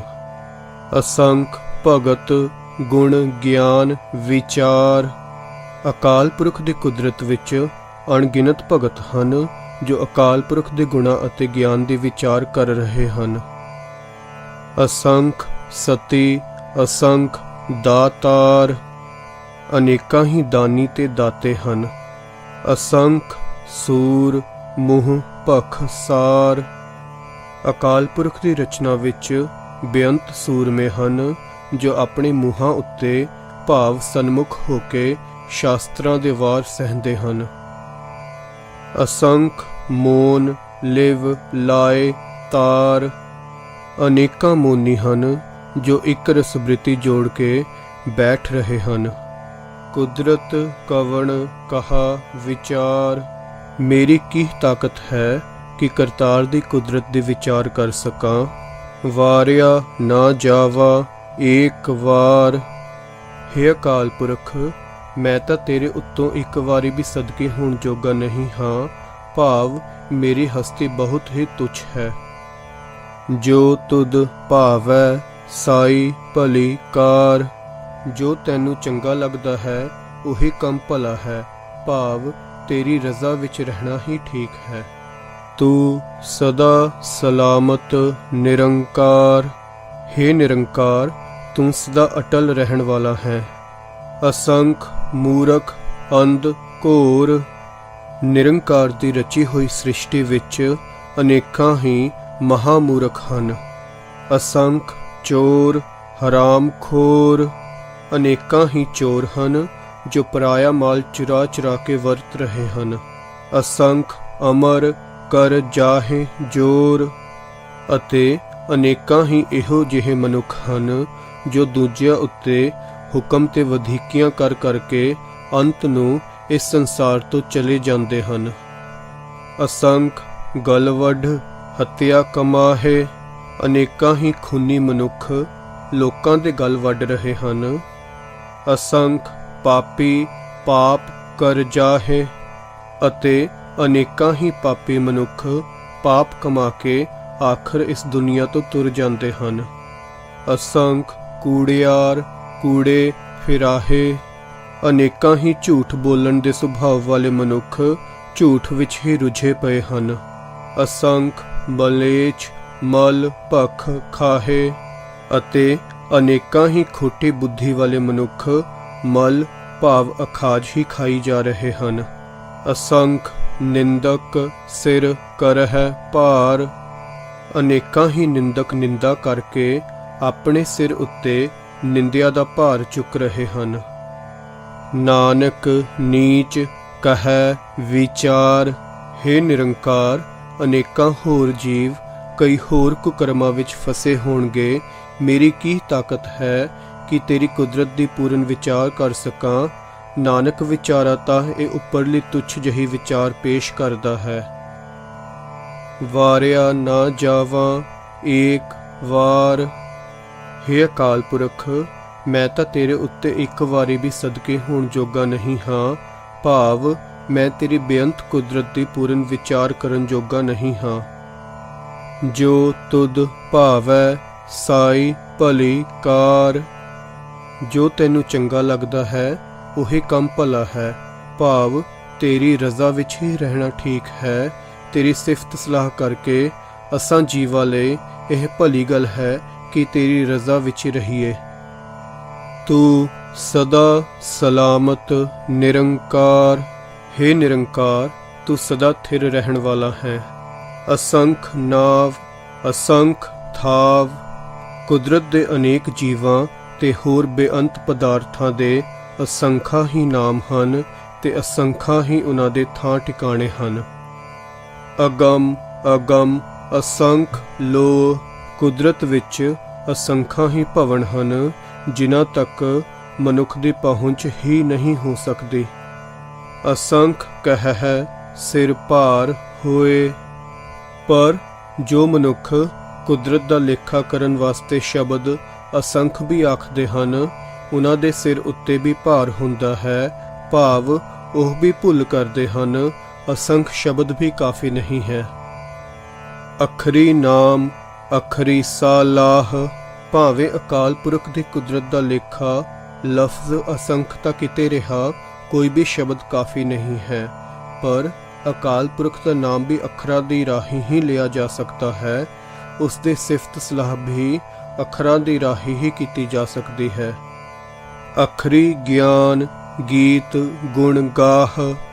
ਅਕਾਲ ਪੁਰਖ ਦਾ ਗਿਆਨ ਵੀ ਅੱਖਰਾਂ ਦੇ ਰਾਹੀਂ ਹੀ ਵਿਚਾਰਿਆ ਜਾ ਸਕਦਾ ਹੈ। ਅੱਖਰਾਂ ਦੇ ਰਾਹੀਂ ਹੀ ਉਸ ਦੇ ਗੀਤ ਅਤੇ ਗੁਣਾਂ ਦਾ ਵਾਕਫ ਹੋ ਸਕੀਦਾ ਹੈ। ਅੱਖਰੀ ਲਿਖਣ ਬੋਲਣ ਬਾਣ। ਬੋਲੀ ਦਾ ਲਿਖਣਾ ਤੇ ਬੋਲਣਾ ਵੀ ਅੱਖਰਾਂ ਦੀ ਰਾਹੀਂ ਹੀ ਦੱਸਿਆ ਜਾ ਸਕਦਾ ਹੈ। ਇਸ ਕਰਕੇ ਸ਼ਬਦ ਅਸੰਖ ਵਰਤਿਆ ਗਿਆ ਹੈ। ਅੱਖਰਾਂ ਸਿਰ ਸੰਜੋਗ ਵਖਾਣ। ਅੱਖਰਾਂ ਰਾਹੀਂ ਹੀ ਭਾਗਾਂ ਦਾ ਸੰਜੋਗ ਵਖਿਆਨ ਕੀਤਾ ਜਾ ਸਕਦਾ ਹੈ। ਜਿਨ ਇਹ ਲਿਖੇ ਤਿਸ ਸਿਰ ਨਾਹੇ। ਉਂਝ ਜਿਸ ਅਕਾਲ ਪੁਰਖ ਨੇ ਜੀਵਾਂ ਦੇ ਸੰਜੋਗ ਦੇ ਇਹ ਅੱਖਰ ਲਿਖੇ ਹਨ, ਉਸ ਦੇ ਸਿਰ ਉੱਤੇ ਕੋਈ ਲੇਖ ਨਹੀਂ ਹੈ। ਭਾਵ ਕੋਈ ਮਨੁੱਖ ਉਸ ਅਕਾਲ ਪੁਰਖ ਦਾ ਲੇਖਾ ਨਹੀਂ ਕਰ ਸਕਦਾ। ਜਿਵ ਫੁਰਮਾਏ ਤਿਵ ਤਿਵ ਪਾਹੇ। ਜਿਸ ਜਿਸ ਤਰ੍ਹਾਂ ਉਹ ਅਕਾਲ ਪੁਰਖ ਹੁਕਮ ਕਰਦਾ ਹੈ, ਉਸੇ ਤਰ੍ਹਾਂ ਜੀਵ ਆਪਣੇ ਸੰਜੋਗ ਭੋਗਦੇ ਹਨ। ਜੇਤਾ ਕੀਤਾ ਤੇਤਾ ਨਾਉ।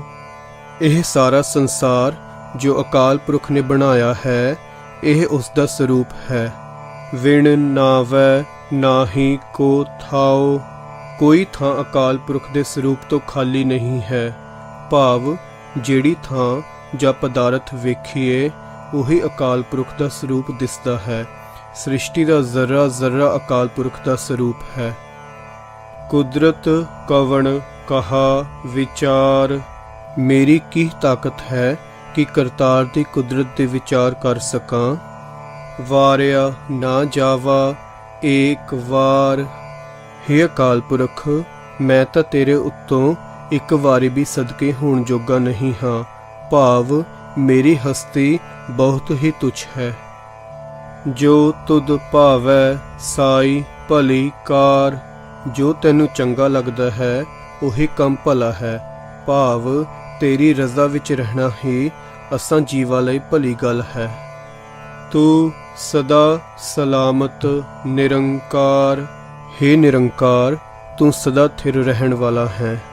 ਭਰੀਐ ਹੱਥ ਪੈਰ ਤਨ ਦੇਹ, ਜੇ ਹੱਥ ਜਾਂ ਪੈਰ ਜਾਂ ਸਰੀਰ ਲਿਬੜ ਜਾਏ, ਪਾਣੀ ਧੋਤੈ ਉਤਰਸ ਖੇਹ, ਤਾਂ ਪਾਣੀ ਨਾਲ ਧੋਤਿਆਂ ਉਹ ਮੈਲ ਉਤਰ ਜਾਂਦੀ ਹੈ।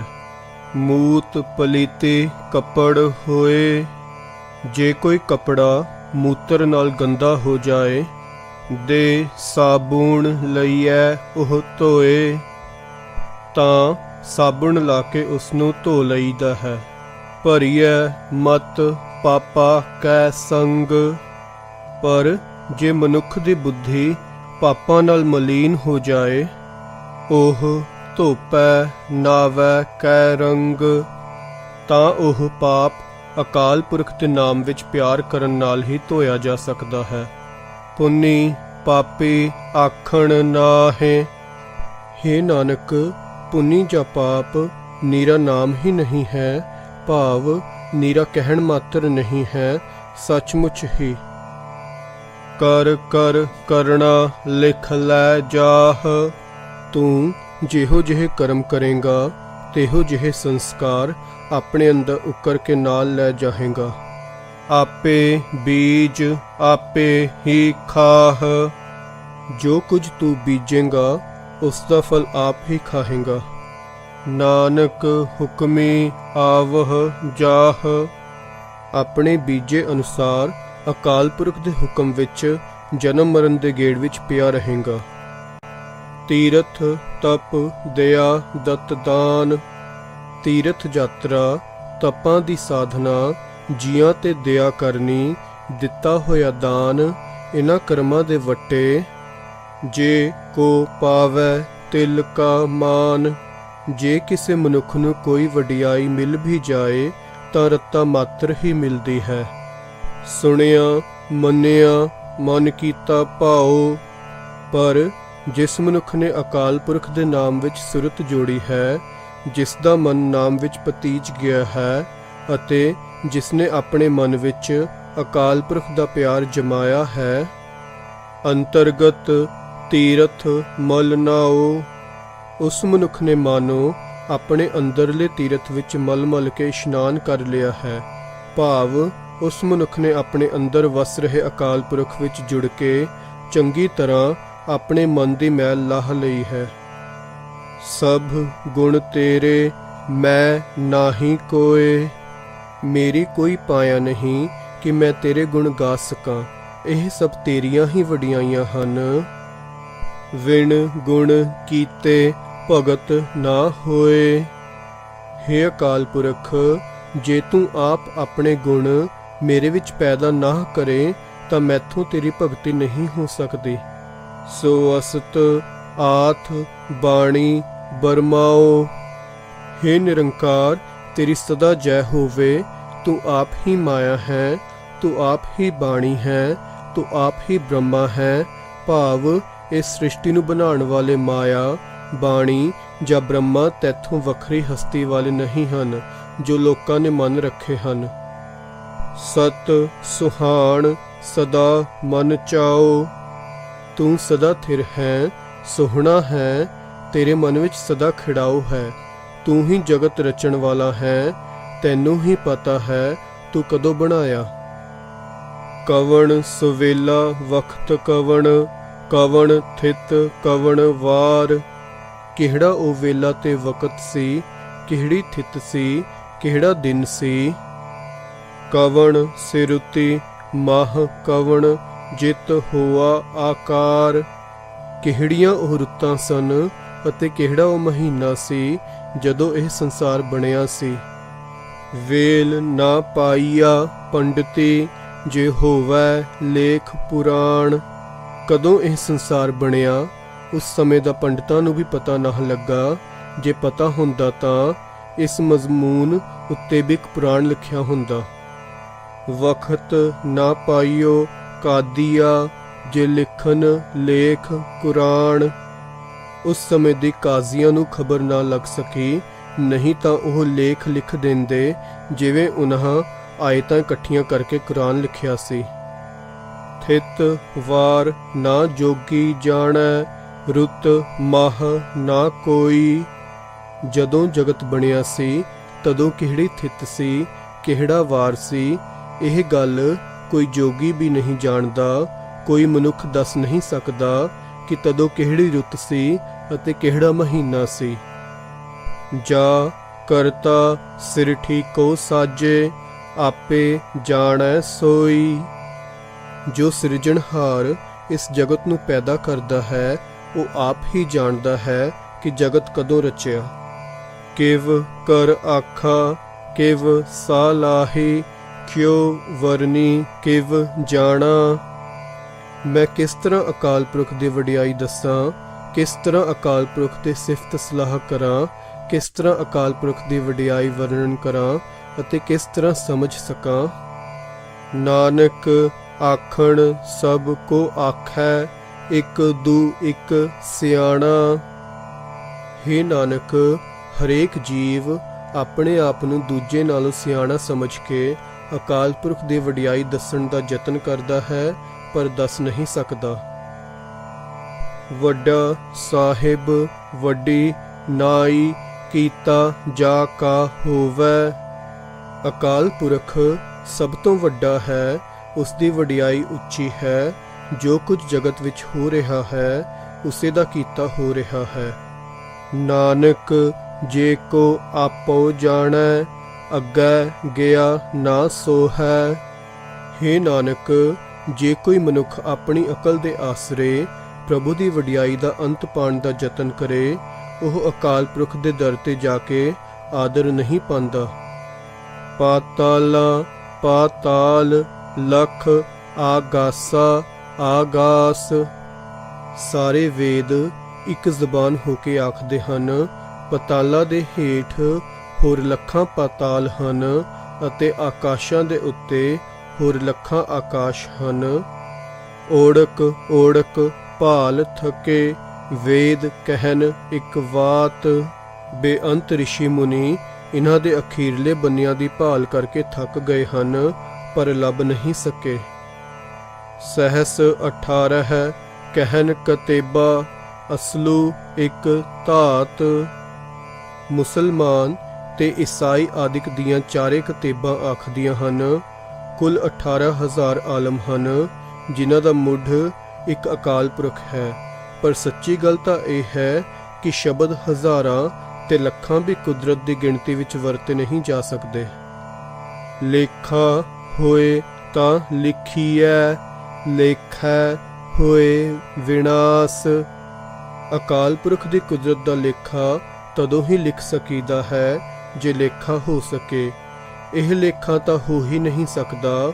ਲੇਖਾ ਕਰਦਿਆਂ ਕਰਦਿਆਂ ਲੇਖੇ ਦਾ ਹੀ ਖਾਤਮਾ ਹੋ ਜਾਂਦਾ ਹੈ, ਗਿਣਤੀ ਦੇ ਹਿੰਦਸੇ ਹੀ ਮੁੱਕ ਜਾਂਦੇ ਹਨ। ਨਾਨਕ ਵੱਡਾ ਆਖੀਐ, ਆਪੇ ਜਾਣੈ ਆਪ। ਹੇ ਨਾਨਕ, ਜਿਸ ਅਕਾਲ ਪੁਰਖ ਨੂੰ ਸਾਰੇ ਜਗਤ ਵਿੱਚ ਵੱਡਾ ਆਖਿਆ ਜਾ ਰਿਹਾ ਹੈ, ਉਹ ਆਪ ਹੀ ਆਪਣੇ ਆਪ ਨੂੰ ਜਾਣਦਾ ਹੈ। ਉਹ ਆਪਣੀ ਵਡਿਆਈ ਆਪ ਹੀ ਜਾਣਦਾ ਹੈ। ਸਾਲਾਹੀ ਸਾਲਾਹ, ਏਤੀ ਸੁਰਤ ਨਾ ਪਾਈਆ। ਸਲਾਹੁਣਯੋਗ ਅਕਾਲ ਪੁਰਖ ਦੀਆਂ ਵਡਿਆਈਆਂ ਆਖ ਆਖ ਕੇ ਕਿਸੇ ਮਨੁੱਖ ਨੇ ਇਤਨੀ ਸਮਝ ਨਹੀਂ ਪਾਈ ਕਿ ਅਕਾਲ ਪੁਰਖ ਕਿੱਡਾ ਵੱਡਾ ਹੈ। ਸਿਫਤ ਸਲਾਹ ਕਰਨ ਵਾਲੇ ਮਨੁੱਖ ਉਸ ਅਕਾਲ ਪੁਰਖ ਦੇ ਵਿੱਚ ਹੀ ਲੀਨ ਹੋ ਜਾਂਦੇ ਹਨ। ਨਦੀਆ ਅਤੈ ਵਾਹ ਪਵਹਿ, ਸਮੁੰਦ ਨਾ ਜਾਣੀਐ।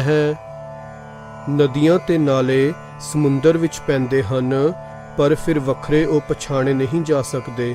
ਵਿੱਚੇ ਹੀ ਲੀਨ ਹੋ ਜਾਂਦੇ ਹਨ ਤੇ ਸਮੁੰਦਰ ਦੀ ਥਾਂ ਨਹੀਂ ਪਾ ਸਕਦੇ।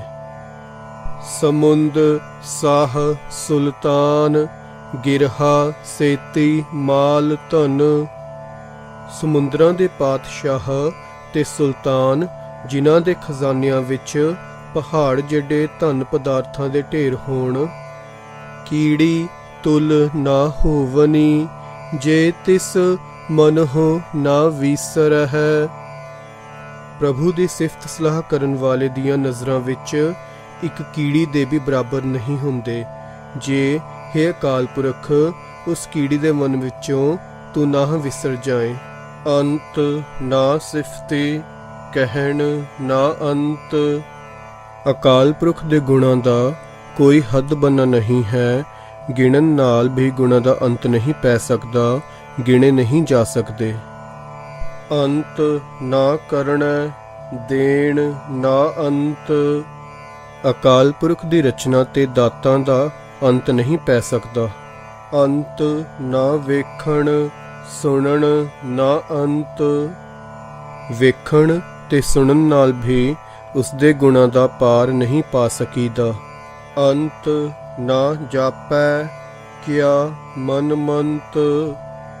ਉਸ ਅਕਾਲ ਪੁਰਖ ਦੇ ਮਨ ਵਿੱਚ ਕਿਹੜੀ ਸਲਾਹ ਹੈ, ਇਸ ਗੱਲ ਦਾ ਵੀ ਅੰਤ ਨਹੀਂ ਪਾਇਆ ਜਾ ਸਕਦਾ।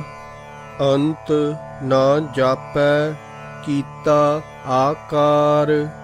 ਅਕਾਲ ਪੁਰਖ ਨੇ ਇਹ ਜਗਤ ਜੋ ਦਿਸ ਰਿਹਾ ਹੈ ਬਣਾਇਆ ਹੈ, ਪਰ ਇਸ ਦਾ ਹੀ ਅੰਤ ਨਹੀਂ ਪਾਇਆ ਜਾਂਦਾ। ਅੰਤ ਨਾ ਜਾਪੈ ਪਾਰਾਵਾਰ। ਇਸ ਦਾ ਉਰਲਾ ਤੇ ਪਾਰਲਾ ਬੰਨਾ ਕੋਈ ਨਹੀਂ ਦਿਸਦਾ। ਅੰਤ ਕਾਰਣ ਕੇਤੇ ਬਿਲਲਾਹਿ। ਕਈ ਮਨੁੱਖ ਅਕਾਲ ਪੁਰਖ ਦਾ ਹੱਦ ਬੰਨਾ ਲੱਭਣ ਲਈ ਤਰਲੇ ਲੈ ਰਹੇ ਸਨ, ਤਾਂ ਕਿ ਅੰਤ ਨਾ ਪਾਏ ਜਾਹੇ, ਪਰ ਉਸ ਦੇ ਹੱਦ ਬੰਨੇ ਲੱਭੇ ਨਹੀਂ ਜਾ ਸਕਦੇ। ਇਹ ਅੰਤ ਨਾ ਜਾਣੈ ਕੋਇ। ਅਕਾਲ ਪੁਰਖ ਦੇ ਗੁਣਾਂ ਦਾ ਇਹ ਹੱਦ ਬੰਨਾ ਜਿਸ ਦੀ ਬੇਅੰਤ ਜੀਵ ਭਾਲ ਕਰ ਰਹੇ ਹਨ, ਕੋਈ ਮਨੁੱਖ ਨਹੀਂ ਪਾ ਸਕਦਾ। ਬਹੁਤਾ ਕਹੀਐ ਬਹੁਤਾ ਹੋਏ। ਜਿਉਂ-ਜਿਉਂ ਇਹ ਗੱਲ ਆਖੀ ਜਾਵੀਏ ਕਿ ਉਹ ਵੱਡਾ ਹੈ, ਤਿਉਂ-ਤਿਉਂ ਉਹ ਹੋਰ ਵੱਡਾ ਪ੍ਰਤੀਤ ਹੋਣ ਲੱਗ ਪੈਂਦਾ ਹੈ। ਵੱਡਾ ਸਾਹਿਬ ਊਚਾ ਥਾਓ। ਅਕਾਲ ਪੁਰਖ ਵੱਡਾ ਹੈ, ਉਸ ਦਾ ਟਿਕਾਣਾ ਉੱਚਾ ਹੈ। ਊਚੇ ਉੱਪਰ ਊਚਾ ਨਾਉ। ਉਸ ਦਾ ਨਾਮਣਾ ਵੀ ਉੱਚਾ ਹੈ। ਏਵਡ ਊਚਾ ਹੋਵੈ ਕੋਇ। ਜੇ ਕੋਈ ਹੋਰ ਉਸ ਜਿਹੜਾ ਵੱਡਾ ਹੋਵੇ, ਤਿਸ ਊਚੇ ਕਉ ਜਾਣੈ ਸੋਏ। ਉਹੀ ਉਸ ਉੱਚੇ ਅਕਾਲ ਪੁਰਖ ਨੂੰ ਸਮਝ ਸਕਦਾ ਹੈ ਕਿ ਉਹ ਕਿੱਡਾ ਵੱਡਾ ਹੈ। ਜੇਵਡ ਆਪ ਜਾਣੈ ਆਪ। ਅਕਾਲ ਪੁਰਖ ਆਪ ਹੀ ਜਾਣਦਾ ਹੈ ਕਿ ਉਹ ਆਪ ਕਿੱਡਾ ਵੱਡਾ ਹੈ। ਨਾਨਕ ਨਦਰੀ ਕਰਮੀ ਦਾਤ। ਹੇ ਨਾਨਕ, ਹਰੇਕ ਦਾਤ ਮਿਹਰ ਦੀ ਨਜ਼ਰ ਕਰਨ ਵਾਲੇ ਅਕਾਲ ਪੁਰਖ ਦੀ ਬਖਸ਼ਿਸ਼ ਨਾਲ ਮਿਲਦੀ ਹੈ। ਬਹੁਤਾ ਕਰਮ ਲਿਖਿਆ ਨਾ ਜਾਏ। ਅਕਾਲ ਪੁਰਖ ਦੀ ਬਖਸ਼ਿਸ਼ ਏਡੀ ਵੱਡੀ ਹੈ ਕਿ ਲਿਖਣ ਵਿੱਚ ਲਿਆਂਦੀ ਨਹੀਂ ਜਾ ਸਕਦੀ। ਵੱਡਾ ਦਾਤਾ ਤਿਲ ਨਾ ਤਮਾਏ। ਉਹ ਬੜੀਆਂ ਦਾਤਾਂ ਦੇਣ ਵਾਲਾ ਹੈ, ਉਸ ਨੂੰ ਰੱਤਾ ਵੀ ਲਾਲਚ ਨਹੀਂ। ਕੇਤੇ ਮੰਗਹਿ ਜੋਧ ਅਪਾਰ। ਬੇਅੰਤ ਸੂਰਮੇ ਅਕਾਲ ਪੁਰਖ ਦੇ ਦਰ ਤੇ ਮੰਗ ਰਹੇ ਹਨ। ਕੇਤੀਆ ਗਣਤ ਨਹੀਂ ਵਿਚਾਰ। ਅਤੇ ਮੰਗਣ ਵਾਲੇ ਕਈ ਹੋਰ ਅਜਿਹੇ ਹਨ ਜਿਨ੍ਹਾਂ ਦੀ ਗਿਣਤੀ ਤੇ ਵਿਚਾਰ ਨਹੀਂ ਹੋ ਸਕਦੀ। ਕੇਤੇ ਖਪ ਟੁੱਟਹਿ ਵਿਕਾਰ। ਕਈ ਜੀਵ ਉਸ ਦੀਆਂ ਦਾਤਾਂ ਵਰਤ ਕੇ ਵਿਕਾਰਾਂ ਵਿੱਚ ਹੀ ਖਪ ਕੇ ਨਾਸ ਹੁੰਦੇ ਹਨ। ਕੇਤੇ ਲੈ ਮੁਕਰ ਪਾਹੇ। ਬੇਅੰਤ ਜੀਵ ਅਕਾਲ ਪੁਰਖ ਦੇ ਦਰ ਤੋਂ ਪਦਾਰਥ ਪ੍ਰਾਪਤ ਕਰਕੇ ਮੁਕਰ ਪੈਂਦੇ ਹਨ। ਭਾਵ ਕਦੇ ਸ਼ੁਕਰ ਵਿੱਚ ਆ ਕੇ ਇਹ ਨਹੀਂ ਆਖਦੇ ਕਿ ਸਭ ਪਦਾਰਥ ਪ੍ਰਭੂ ਆਪ ਦੇ ਰਿਹਾ ਹੈ। ਕੇਤੇ ਮੂਰਖ ਖਾਹੇ। ਅਨੇਕਾਂ ਮੂਰਖ ਪਦਾਰਥ ਲੈ ਕੇ ਖਾਹੀ ਹੀ ਜਾਂਦੇ ਹਨ, ਪਰ ਦਾਤਾਰ ਨੂੰ ਚੇਤੇ ਨਹੀਂ ਰੱਖਦੇ। ਕੇਤੀਆ ਦੁਖ ਭੂਖ ਸਦ ਮਾਰ। ਅਨੇਕਾਂ ਜੀਵਾਂ ਨੂੰ ਸਦਾ ਮਾਰ, ਕਲੇਸ਼ ਅਤੇ ਭੁੱਖ ਹੀ ਭਾਗਾਂ ਵਿੱਚ ਲਿਖੇ ਹਨ। ਇਹ ਵੀ ਦਾਤ ਤੇਰੀ ਦਾਤਾਰ। ਪਰ ਹੇ ਦੇਣਹਾਰ ਅਕਾਲ ਪੁਰਖ, ਇਹ ਵੀ ਤੇਰੀ ਬਖਸ਼ਿਸ਼ ਹੀ ਹੈ, ਕਿਉਂਕਿ ਇਨ੍ਹਾਂ ਦੁੱਖਾਂ ਕਲੇਸ਼ਾਂ ਦੇ ਕਾਰਨ ਹੀ ਮਨੁੱਖ ਨੂੰ ਰਜ਼ਾ ਵਿੱਚ ਤੁਰਨ ਦੀ ਸਮਝ ਪੈਂਦੀ ਹੈ। ਬੰਦ ਖਲਾਸੀ ਭਾਣਾ ਹੋਏ ਤੇ ਮਾਇਆ ਦੇ ਮੋਹ ਰੂਪ ਬੰਧਨ ਤੋਂ ਛੁਟਕਾਰਾ ਅਕਾਲ ਪੁਰਖ ਦੀ ਰਜ਼ਾ ਵਿੱਚ ਤੁਰਿਆ ਹੀ ਹੁੰਦਾ ਹੈ। ਹੋਰ ਆਖ ਨਾ ਸਕੈ ਕੋਏ।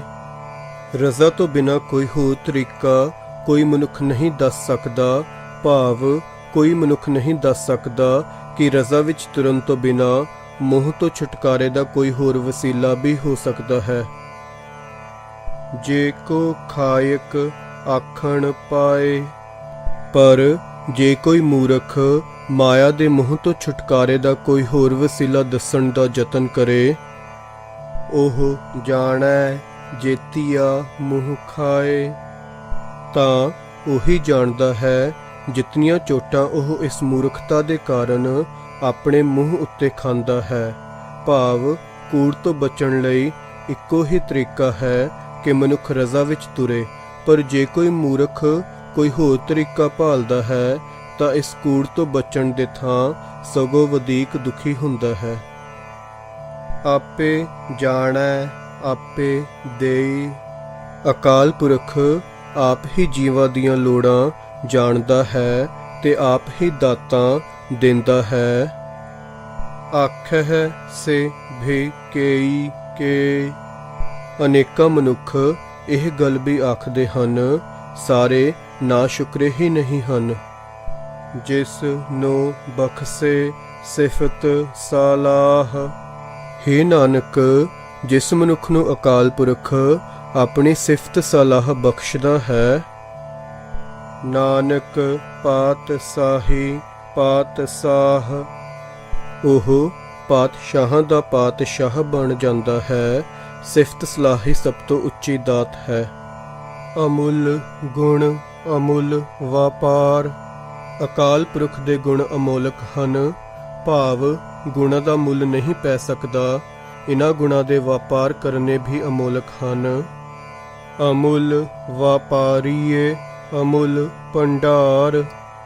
ਉਨ੍ਹਾਂ ਮਨੁੱਖਾਂ ਦਾ ਵੀ ਮੁੱਲ ਨਹੀਂ ਪੈ ਸਕਦਾ ਜੋ ਅਕਾਲ ਪੁਰਖ ਦੇ ਗੁਣਾਂ ਦੇ ਵਪਾਰ ਕਰਦੇ ਹਨ। ਗੁਣਾਂ ਦੇ ਖਜ਼ਾਨੇ ਵੀ ਅਮੋਲਕ ਹਨ। ਅਮੁੱਲ ਆਵਹਿ ਅਮੁੱਲ ਲੈ ਜਾਹੇ। ਉਨ੍ਹਾਂ ਮਨੁੱਖਾਂ ਦਾ ਮੁੱਲ ਨਹੀਂ ਪੈ ਸਕਦਾ ਜੋ ਇਸ ਵਪਾਰ ਲਈ ਜਗਤ ਵਿੱਚ ਆਉਂਦੇ ਹਨ। ਉਹ ਵੀ ਵੱਡੇ ਭਾਗਾਂ ਵਾਲੇ ਹਨ ਜੋ ਇਹ ਸੌਦਾ ਖਰੀਦ ਕੇ ਲੈ ਜਾਂਦੇ ਹਨ। ਅਮੁੱਲ ਭਾਏ ਅਮੁੱਲਾ ਸਮਾਹੇ।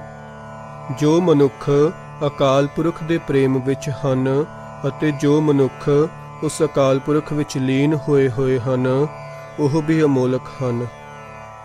ਅਮੁੱਲ ਧਰਮ ਅਮੁੱਲ ਦੀਵਾਨ। ਅਕਾਲ ਪੁਰਖ ਦੇ ਕਾਨੂੰਨ ਤੇ ਰਾਜ ਦਰਬਾਰ ਅਮੋਲਕ ਹਨ। ਅਮੁੱਲ ਤੁਲ ਅਮੁੱਲ ਪਰਵਾਨ।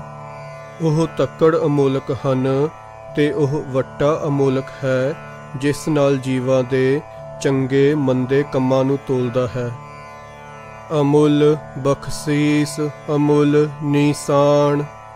ਉਸ ਦੀ ਬਖਸ਼ਿਸ਼ ਤੇ ਬਖਸ਼ਿਸ਼ ਦੇ ਨਿਸ਼ਾਨ ਵੀ ਅਮੋਲਕ ਹਨ। ਅਮੁੱਲ ਕਰਮ ਅਮੁੱਲ ਫੁਰਮਾਨ।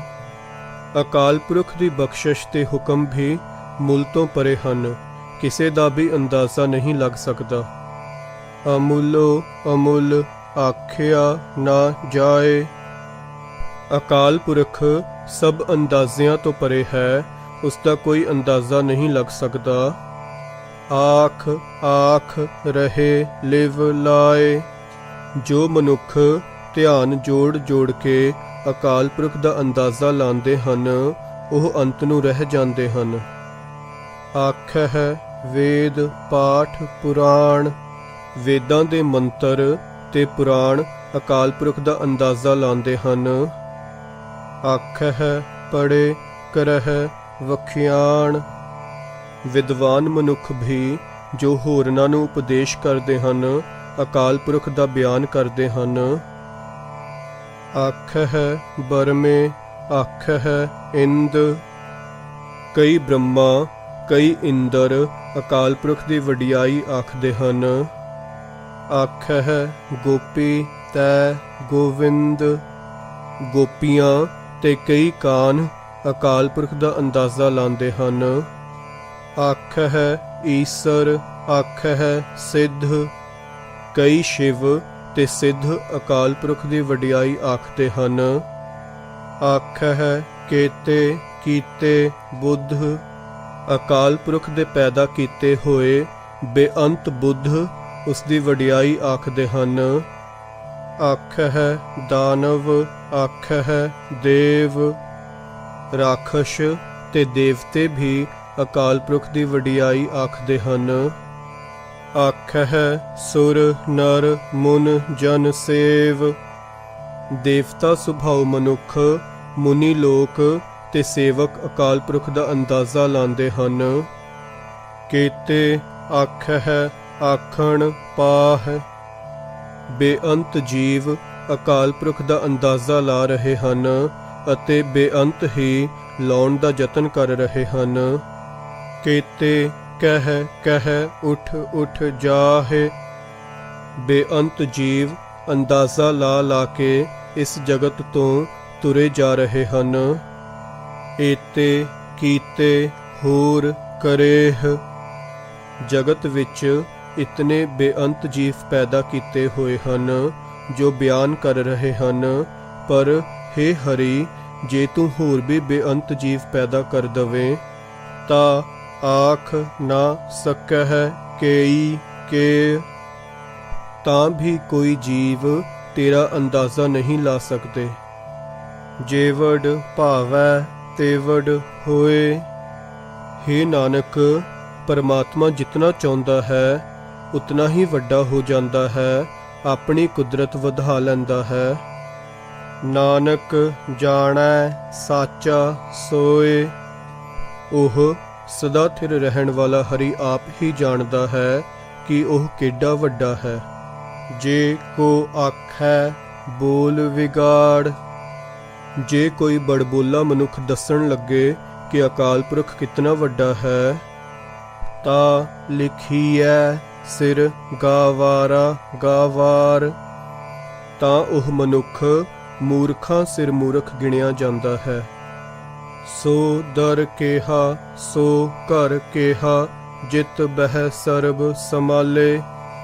ਉਹ ਦਰ ਘਰ ਬੜਾ ਹੀ ਅਸਚਰਜ ਹੈ, ਜਿੱਥੇ ਬਹਿ ਕੇ ਹੇ ਨਿਰੰਕਾਰ ਤੂੰ ਸਾਰੇ ਜੀਵਾਂ ਦੀ ਸੰਭਾਲ ਕਰ ਰਿਹਾ ਹੈ। ਵਾਜੇ ਨਾਦ ਅਨੇਕ ਅਸੰਖਾ, ਕੇਤੇ ਵਾਵਣ ਹਾਰੇ।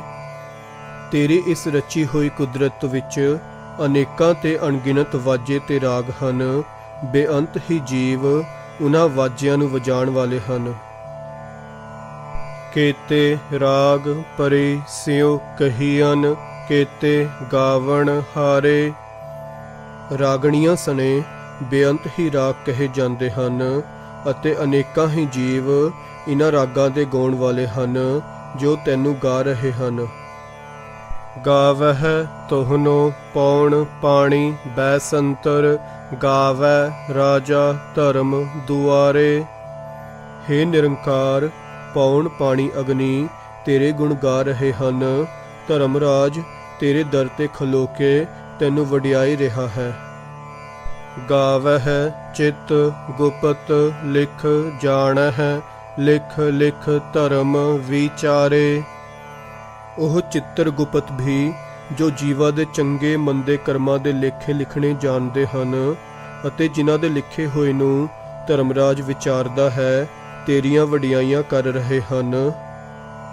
ਗਾਵਹਿ ਈਸਰ ਬਰਮਾ ਦੇਵੀ, ਸੋਹਨ ਸਦਾ ਸਵਾਰੇ। ਹੇ ਅਕਾਲ ਪੁਰਖ, ਦੇਵੀਆਂ ਸ਼ਿਵ ਤੇ ਬ੍ਰਹਮਾ ਜੋ ਤੇਰੇ ਸਵਾਰੇ ਹੋਏ ਹਨ ਤੈਨੂੰ ਗਾ ਰਹੇ ਹਨ। ਗਾਵਹਿ ਇੰਦ ਇਦਾਸਣ ਬੈਠੇ, ਦੇਵਤਿਆ ਦਰ ਨਾਲੇ। ਕਈ ਇੰਦਰ ਆਪਣੇ ਤਖਤ ਤੇ ਬੈਠੇ ਹੋਏ ਦੇਵਤਿਆਂ ਸਮੇਤ ਤੇਰੇ ਦਰ ਤੇ ਤੈਨੂੰ ਸਲਾਹ ਰਹੇ ਹਨ। ਗਾਵਹਿ ਸਿੱਧ ਸਮਾਧੀ ਅੰਦਰ, ਗਾਵਨ ਸਾਧ ਵਿਚਾਰੇ। ਸਿੱਧ ਲੋਕ ਸਮਾਧੀਆਂ ਲਾ ਕੇ ਤੈਨੂੰ ਗਾ ਰਹੇ ਹਨ। ਸਾਧ ਵਿਚਾਰ ਕਰਕੇ ਤੈਨੂੰ ਸਲਾਹ ਰਹੇ ਹਨ। ਗਾਵਨ ਜਤੇ ਸਤੇ ਸੰਤੋਖੀ, ਗਾਵਹਿ ਵੀਰ ਕਰਾਰੇ। ਜਤ ਧਾਰੀ, ਦਾਨ ਕਰਨ ਵਾਲੇ ਤੇ ਸੰਤੋਖ ਵਾਲੇ ਪੁਰਸ਼ ਤੇਰੇ ਗੁਣ ਗਾ ਰਹੇ ਹਨ ਅਤੇ ਬੇਅੰਤ ਤਕੜੇ ਸੂਰਮੇ ਤੇਰੀਆਂ ਵਡਿਆਈਆਂ ਕਰ ਰਹੇ ਹਨ। ਗਾਵਨ ਪੰਡਿਤ ਪੜਨ ਰਖੀਸਰ, ਜੁਗ ਜੁਗ ਵੇਦਾ ਨਾਲੇ। ਹੇ ਅਕਾਲ ਪੁਰਖ, ਪੰਡਿਤ ਤੇ ਮਹਾਰਿਖੀ ਜੋ ਵੇਦਾਂ ਨੂੰ ਪੜ੍ਹਦੇ ਹਨ, ਵੇਦਾਂ ਸਣੇ ਤੈਨੂੰ ਗਾ ਰਹੇ ਹਨ। ਗਾਵਹਿ ਮੋਹਣੀਆਂ ਮਨ ਮੋਹਨ, ਸੁਰਗਾ ਮਛ ਪਿਆਲੇ। ਸੁੰਦਰ ਇਸਤਰੀਆਂ ਜੋ ਸੁਰਗ, ਮਾਤ ਲੋਕ ਤੇ ਪਾਤਾਲ ਵਿੱਚ ਭਾਵ ਹਰ ਥਾਂ ਮਨੁੱਖ ਦੇ ਮਨ ਨੂੰ ਮੋਹ ਲੈਂਦੀਆਂ ਹਨ, ਤੈਨੂੰ ਗਾ ਰਹੀਆਂ ਹਨ। ਗਾਵਨ ਰਤਨ ਉਪਾਏ ਤੇਰੇ, 68 ਤੀਰਥ ਨਾਲੇ। ਹੇ ਨਿਰੰਕਾਰ, ਤੇਰੇ ਪੈਦਾ ਕੀਤੇ ਹੋਏ ਰਤਨ 68 ਤੀਰਥਾਂ ਸਮੇਤ ਤੈਨੂੰ ਗਾ ਰਹੇ ਹਨ। ਗਾਵਹਿ ਜੋਧ ਮਹਾਬਲ ਸੂਰਾ, ਗਾਵਹਿ ਖਾਣੀ ਚਾਰੇ। ਵੱਡੇ ਬਲ ਵਾਲੇ ਯੋਧੇ ਤੇ ਸੂਰਮੇ ਤੇਰੀ ਸਿਫਤ ਕਰ ਰਹੇ ਹਨ। ਚੌਹਾਂ ਹੀ ਖਾਣੀਆਂ ਦੇ ਜੀ ਜੰਤ ਤੈਨੂੰ ਗਾ ਰਹੇ ਹਨ। ਗਾਵਹਿ ਖੰਡ ਮੰਡਲ ਵਰ ਭੰਡਾ, ਕਰ ਕਰ ਰੱਖੇ ਧਾਰੇ। ਸਾਰੀ ਸ੍ਰਿਸ਼ਟੀ ਦੇ ਸਾਰੇ ਖੰਡ ਅਤੇ ਚੱਕਰ ਜੋ ਤੂੰ ਪੈਦਾ ਕਰਕੇ ਟਿਕਾ ਰੱਖੇ ਹਨ, ਤੈਨੂੰ ਗਾਉਂਦੇ ਹਨ। ਸਈ ਤੁਧਨੋ ਗਾਵਹਿ ਜੋ ਤੁਧ ਭਾਵਨ, ਰਤੇ ਤੇਰੇ ਭਗਤ ਰਸਾਲੇ। ਹੇ ਅਕਾਲ ਪੁਰਖ, ਅਸਲ ਵਿੱਚ ਤਾਂ ਉਹ ਤੇਰੇ ਪ੍ਰੇਮ ਵਿੱਚ ਰਤੇ ਰਸੀਏ ਭਗਤ ਜਨ ਤੈਨੂੰ ਗਾਉਂਦੇ ਹਨ। ਭਾਵ ਉਹਨਾਂ ਦਾ ਹੀ ਗਾਉਣਾ ਸਫਲ ਹੈ ਜੋ ਤੈਨੂੰ ਚੰਗੇ ਲੱਗਦੇ ਹਨ।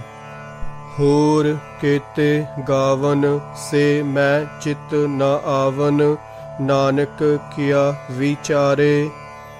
ਅਨੇਕਾਂ ਹੋਰ ਜੀਵ ਤੈਨੂੰ ਗਾ ਰਹੇ ਹਨ, ਜਿਹੜੇ ਮੈਥੋਂ ਗਿਣੇ ਨਹੀਂ ਜਾ ਸਕਦੇ। ਭਲਾ ਨਾਨਕ ਵਿਚਾਰਾ ਕੀ ਵਿਚਾਰ ਕਰ ਸਕਦਾ ਹੈ। ਸੋਈ ਸੋਈ ਸਦਾ ਸਚ ਸਾਹਿਬ, ਸਾਚਾ ਸਾਚੀ ਨਾਈ। ਉਹ ਅਕਾਲ ਪੁਰਖ ਸਦਾ ਥਿਰ ਹੈ, ਉਹ ਮਾਲਕ ਸੱਚਾ ਹੈ, ਉਸ ਦੀ ਵਡਿਆਈ ਵੀ ਸਦਾ ਅਟਲ ਹੈ ਵੀ ਹੋਸੀ ਜਾਏ ਨਾ ਜਾਸੀ, ਰਚਨਾ ਜਿਨ ਰਚਾਈ। ਜਿਸ ਅਕਾਲ ਪੁਰਖ ਨੇ ਇਹ ਸ੍ਰਿਸ਼ਟੀ ਪੈਦਾ ਕੀਤੀ ਹੈ, ਉਹ ਐਸ ਵੇਲੇ ਮੌਜੂਦ ਹੈ, ਸਦਾ ਰਹੇਗਾ। ਨਾ ਉਹ ਜੰਮਿਆ ਹੈ ਅਤੇ ਨਾ ਹੀ ਮਰੇਗਾ। ਰੰਗੀ ਰੰਗੀ ਭਾਤੀ, ਕਰ ਕਰ ਜਿਨਸੀ, ਮਾਇਆ ਜਿਨ ਉਪਾਈ। ਜਿਸ ਅਕਾਲ ਪੁਰਖ ਨੇ ਕਈ ਰੰਗਾਂ, ਕਿਸਮਾਂ ਅਤੇ ਜਿਨਸਾਂ ਦੀ ਮਾਇਆ ਰਚ ਦਿੱਤੀ ਹੈ। ਕਰ ਕਰ ਵੇਖੈ ਕੀਤਾ ਆਪਣਾ, ਜਿਵ ਤਿਸ ਦੀ ਵਡਿਆਈ। ਉਹ ਜਿਵੇਂ ਉਸ ਦੀ ਰਜ਼ਾ ਹੈ, ਭਾਵ ਜਿਹੜਾ ਵੱਡਾ ਆਪ ਹੈ, ਓਡੇ ਵੱਡੇ ਜਿਗਰੇ ਨਾਲ ਜਗਤ ਨੂੰ ਰਚ ਕੇ ਆਪਣੇ ਪੈਦਾ ਕੀਤੇ ਹੋਏ ਦੀ ਸੰਭਾਲ ਵੀ ਕਰ ਰਿਹਾ ਹੈ। ਜੋ ਤਿਸ ਭਾਵੈ ਸੋਈ ਕਰਸੀ, ਹੁਕਮ ਨਾ ਕਰਨਾ ਜਾਈ। ਜੋ ਕੁਝ ਅਕਾਲ ਪੁਰਖ ਨੂੰ ਭਾਉਂਦਾ ਹੈ, ਉਹ ਹੀ ਕਰੇਗਾ। ਕਿਸੇ ਜੀਵ ਪਾਸੋਂ ਅਕਾਲ ਪੁਰਖ ਅੱਗੇ ਹੁਕਮ ਨਹੀਂ ਕੀਤਾ ਜਾ ਸਕਦਾ। ਉਸ ਨੂੰ ਇਹ ਨਹੀਂ ਆਖ ਸਕਦੇ, ਇਉਂ ਨਾ ਕਰੀ, ਇਉਂ ਕਰ। ਸੋ ਪਾਤਸ਼ਾਹ ਸਾਹਾ, ਪਾਤ ਸਾਹਿਬ, ਨਾਨਕ ਰਹਿਣ ਰਜਾਈ। ਅਕਾਲ ਪੁਰਖ ਪਾਤਸ਼ਾਹ ਹੈ, ਪਾਤਸ਼ਾਹਾਂ ਦਾ ਵੀ ਪਾਤਸ਼ਾਹ ਹੈ। ਹੇ ਨਾਨਕ, ਜੀਵਾਂ ਨੂੰ ਉਸ ਦੀ ਰਜ਼ਾ ਵਿੱਚ ਰਹਿਣਾ ਹੀ ਫੱਬਦਾ ਹੈ। ਮੁੰਦਾ ਸੰਤੋਖ ਸਰਮ ਪਤ ਝੋਲੀ, ਧਿਆਨ ਕੀ ਕਰਹਿ ਵਿਭੂਤ। ਹੇ ਜੋਗੀ, ਜੇ ਤੂੰ ਸੰਤੋਖ ਨੂੰ ਆਪਣੀਆਂ ਮੁੰਦਰਾ ਬਣਾਵੇ, ਮਿਹਨਤ ਨੂੰ ਖੱਪਰ ਤੇ ਝੋਲੀ ਅਤੇ ਅਕਾਲ ਪੁਰਖ ਦੇ ਧਿਆਨ ਦੀ ਸੁਆਹ ਪਿੰਡੇ ਤੇ ਮੱਲੇ। ਖਿੰਥਾ ਕਾਲ ਕੁਆਰੀ ਕਾਇਆ, ਜੁਗਤ ਡੰਡਾ ਪ੍ਰਤੀਤ। ਮੌਤ ਦਾ ਭਉ ਤੇਰੀ ਗੋਦੜੀ ਹੋਵੇ, ਸਰੀਰ ਨੂੰ ਵਿਕਾਰਾਂ ਤੋਂ ਬਚਾ ਕੇ ਰੱਖਣਾ ਤੇਰੇ ਲਈ ਜੋਗ ਦੀ ਰਹਿਤ ਹੋਵੇ ਅਤੇ ਸ਼ਰਧਾ ਨੂੰ ਡੰਡਾ ਬਣਾਵੇ ਤਾਂ ਅੰਦਰੋਂ ਕੂੜ ਦੀ ਕੰਧ ਟੁੱਟ ਸਕਦੀ ਹੈ। ਆਈ ਪੰਥੀ ਸਗਲ ਜਮਾਤੀ, ਮਨ ਜੀਤੈ ਜਗ ਜੀਤ। ਜੋ ਮਨੁੱਖ ਸਾਰੀ ਸ੍ਰਿਸ਼ਟੀ ਦੇ ਜੀਵਾਂ ਨੂੰ ਆਪਣੇ ਸੱਜਣ ਮਿੱਤਰ ਸਮਝਦਾ ਹੈ, ਅਸਲ ਵਿੱਚ ਉਹੀ ਆਈ ਪੰਥ ਵਾਲਾ ਹੈ। ਜੇ ਆਪਣਾ ਮਨ ਜਿੱਤਿਆ ਜਾਏ ਤਾਂ ਸਾਰਾ ਜਗਤ ਹੀ ਜਿੱਤਿਆ ਜਾਂਦਾ ਹੈ। ਭਾਵ ਤਾਂ ਜਗਤ ਦੀ ਮਾਇਆ ਪਰਮਾਤਮਾ ਤੋਂ ਵਿਛੋੜ ਨਹੀਂ ਸਕਦੀ। ਆਦੇਸ ਤਿਸੈ ਆਦੇਸ। ਸੋ ਕੂੜ ਦੀ ਕੰਧ ਦੂਰ ਕਰਨ ਲਈ ਕੇਵਲ ਉਸ ਅਕਾਲ ਪੁਰਖ ਨੂੰ ਪ੍ਰਣਾਮ ਕਰੋ। ਆਦ ਅਨੀਲ ਅਨਾਦ ਅਨਾਹਤ, ਜੁਗ ਜੁਗ ਏਕੋ ਵੇਸ।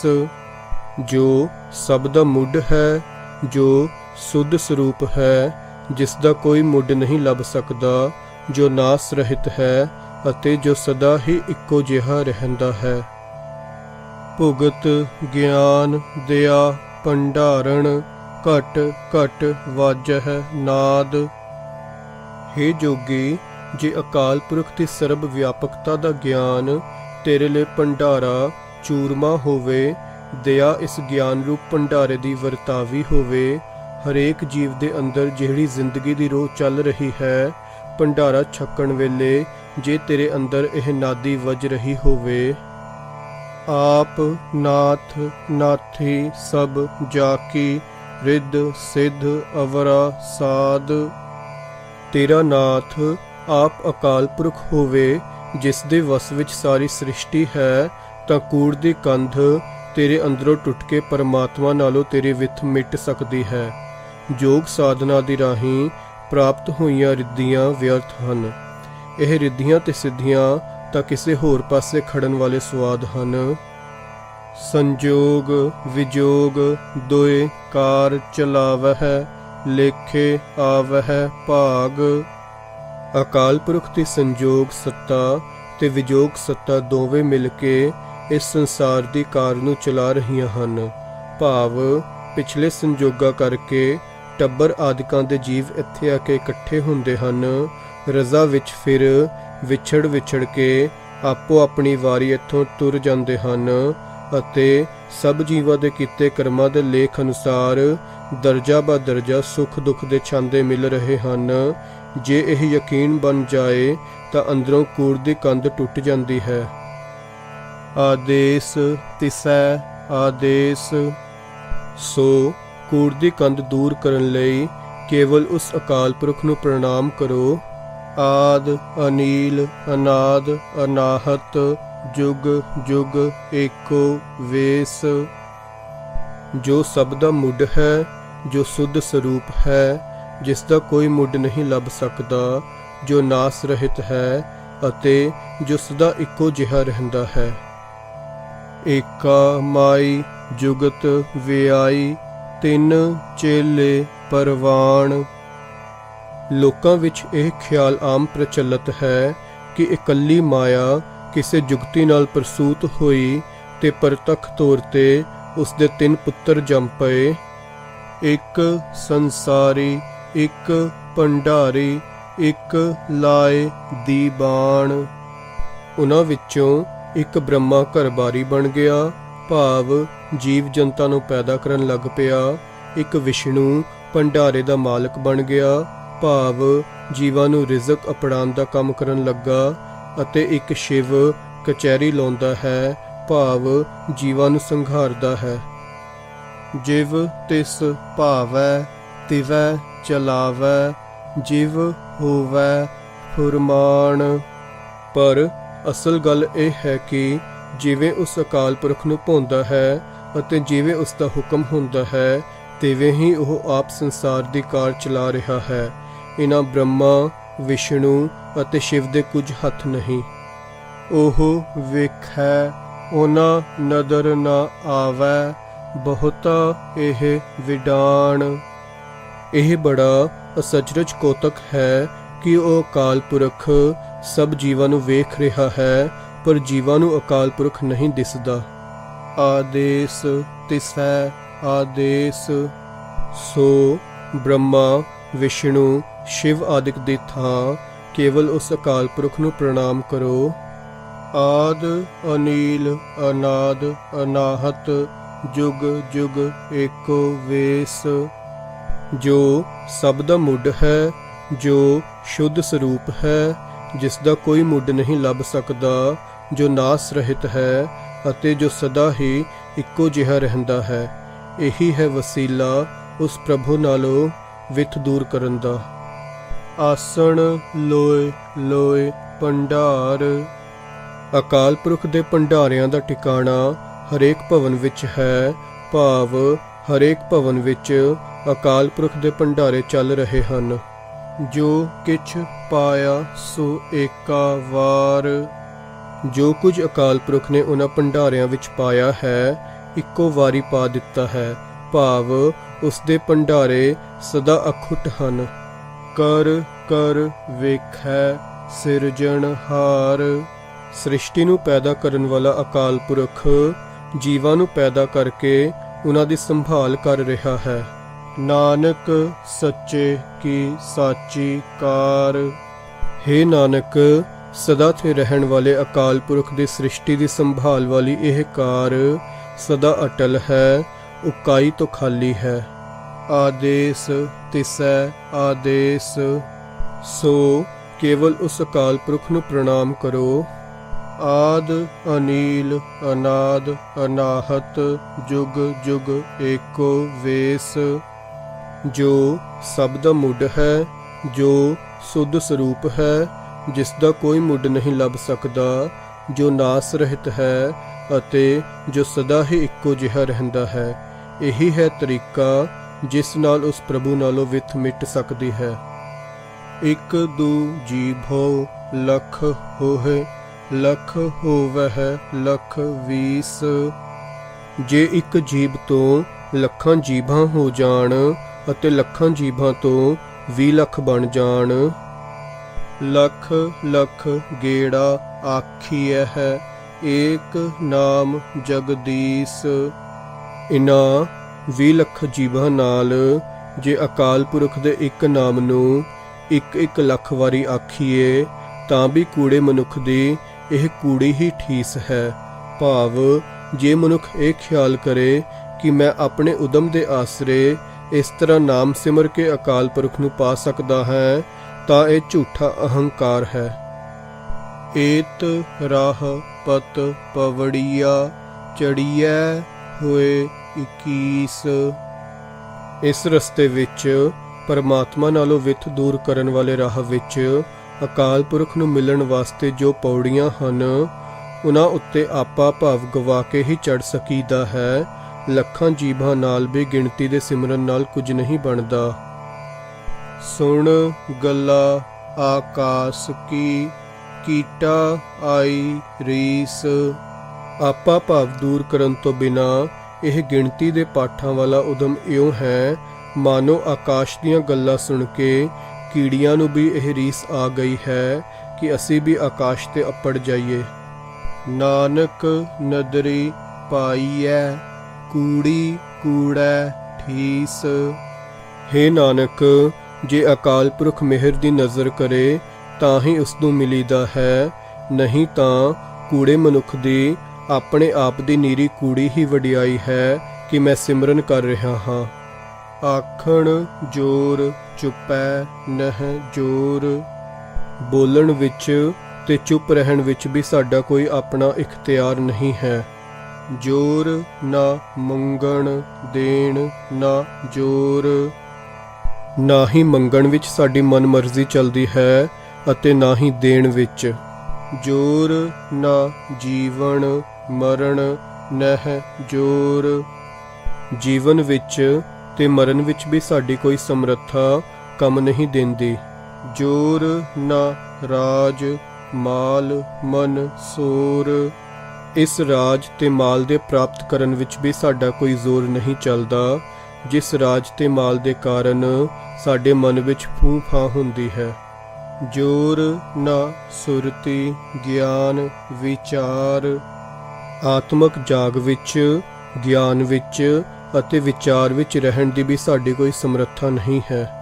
ਜੋਰ ਨਾ ਜੁਗਤੀ ਛੁਟੈ ਸੰਸਾਰ। ਉਸ ਜੁਗਤੀ ਵਿੱਚ ਰਹਿਣ ਲਈ ਵੀ ਸਾਡਾ ਇਖਤਿਆਰ ਨਹੀਂ ਹੈ, ਜਿਸ ਕਰਕੇ ਜਨਮ ਮਰਨ ਮੁੱਕ ਜਾਂਦਾ ਹੈ। ਜਿਸ ਹੱਥ ਜੋਰ ਕਰ ਵੇਖੈ ਸੋਏ। ਉਹੀ ਅਕਾਲ ਪੁਰਖ ਰਚਨਾ ਰਚ ਕੇ ਉਸ ਦੀ ਹਰ ਪ੍ਰਕਾਰ ਸੰਭਾਲ ਕਰਦਾ ਹੈ, ਜਿਸ ਦੇ ਹੱਥ ਵਿੱਚ ਸਮਰੱਥਾ ਹੈ। ਨਾਨਕ ਉਤਮ ਨੀਚ ਨਾ ਕੋਏ। ਹੇ ਨਾਨਕ, ਆਪਣੇ ਆਪ ਵਿੱਚ ਨਾ ਕੋਈ ਮਨੁੱਖ ਉੱਤਮ ਹੈ ਅਤੇ ਨਾ ਹੀ ਨੀਚ, ਭਾਵ ਜੀਵਾਂ ਨੂੰ ਸਦਾਚਾਰੀ ਜਾਂ ਦੁਰਾਚਾਰੀ ਬਣਾਉਣ ਵਾਲਾ ਉਹ ਪ੍ਰਭੂ ਆਪ ਹੀ ਹੈ। ਜੇ ਸਿਮਰਨ ਦੀ ਬਰਕਤ ਨਾਲ ਇਹ ਨਿਸ਼ਚਾ ਬਣ ਜਾਏ ਤਾਂ ਹੀ ਪਰਮਾਤਮਾ ਨਾਲੋਂ ਜੀਵ ਦੀ ਵਿੱਥ ਦੂਰ ਹੁੰਦੀ ਹੈ। ਰਾਤੀ ਰੁੱਤੀ ਥਿਤੀ ਵਾਰ। ਰਾਤਾਂ ਰੁੱਤਾਂ ਥਿਤਾਂ ਅਤੇ ਵਾਰ। ਪਵਨ ਪਾਣੀ ਅਗਨੀ ਪਾਤਾਲ। ਹਵਾ ਪਾਣੀ ਅੱਗ ਅਤੇ ਪਾਤਾਲ, ਇਹਨਾਂ ਸਾਰਿਆਂ ਦੇ ਇਕੱਠ ਵਿੱਚ ਅਕਾਲ ਪੁਰਖ ਨੇ ਤਿਸ ਵਿੱਚ ਧਰਤੀ ਥਾਪ ਰਖੀ ਧਰਮਸਾਲ। ਧਰਤੀ ਨੂੰ ਧਰਮ ਕਮਾਉਣ ਦਾ ਸਥਾਨ ਬਣਾ ਕੇ ਟਿਕਾ ਦਿੱਤਾ ਹੈ। ਤਿਸ ਵਿੱਚ ਜੀਅ ਜੁਗਤ ਕੇ ਰੰਗ। ਇਸ ਧਰਤੀ ਉੱਤੇ ਕਈ ਜੁਗਤੀਆਂ ਅਤੇ ਰੰਗਾਂ ਦੇ ਜੀਵ ਵਸਦੇ ਹਨ। ਤਿੰਨ ਕੇ ਨਾਮ ਅਨੇਕ ਅਨੰਤ, ਜਿਨ੍ਹਾਂ ਦੇ ਅਨੇਕਾਂ ਤੇ ਅਣਗਿਣਤ ਹੀ ਨਾਮ ਹਨ। ਕਰਮੀ ਕਰਮੀ ਹੋਏ ਵਿਚਾਰ। ਇਹਨਾਂ ਅਨੇਕਾਂ ਨਾਵਾਂ ਤੇ ਰੰਗਾਂ ਵਾਲੇ ਜੀਵਾਂ ਦੇ ਆਪੋ ਆਪਣੇ ਕੀਤੇ ਹੋਏ ਕਰਮਾਂ ਅਨੁਸਾਰ ਅਕਾਲ ਪੁਰਖ ਦੇ ਦਰ ਤੇ ਨਿਬੇੜਾ ਹੁੰਦਾ ਹੈ। ਸੱਚਾ ਆਪ ਸੱਚਾ ਦਰਬਾਰ, ਜਿਸ ਵਿੱਚ ਕੋਈ ਉਕਾਈ ਨਹੀਂ ਹੁੰਦੀ, ਕਿਉਂਕਿ ਨਿਆਂ ਕਰਨ ਵਾਲਾ ਅਕਾਲ ਪੁਰਖ ਆਪ ਸੱਚਾ ਹੈ, ਉਸ ਦਾ ਦਰਬਾਰ ਵੀ ਸੱਚਾ ਹੈ। ਤਿੱਥੈ ਸੋਹਨ ਪੰਚ ਪਰਵਾਨ।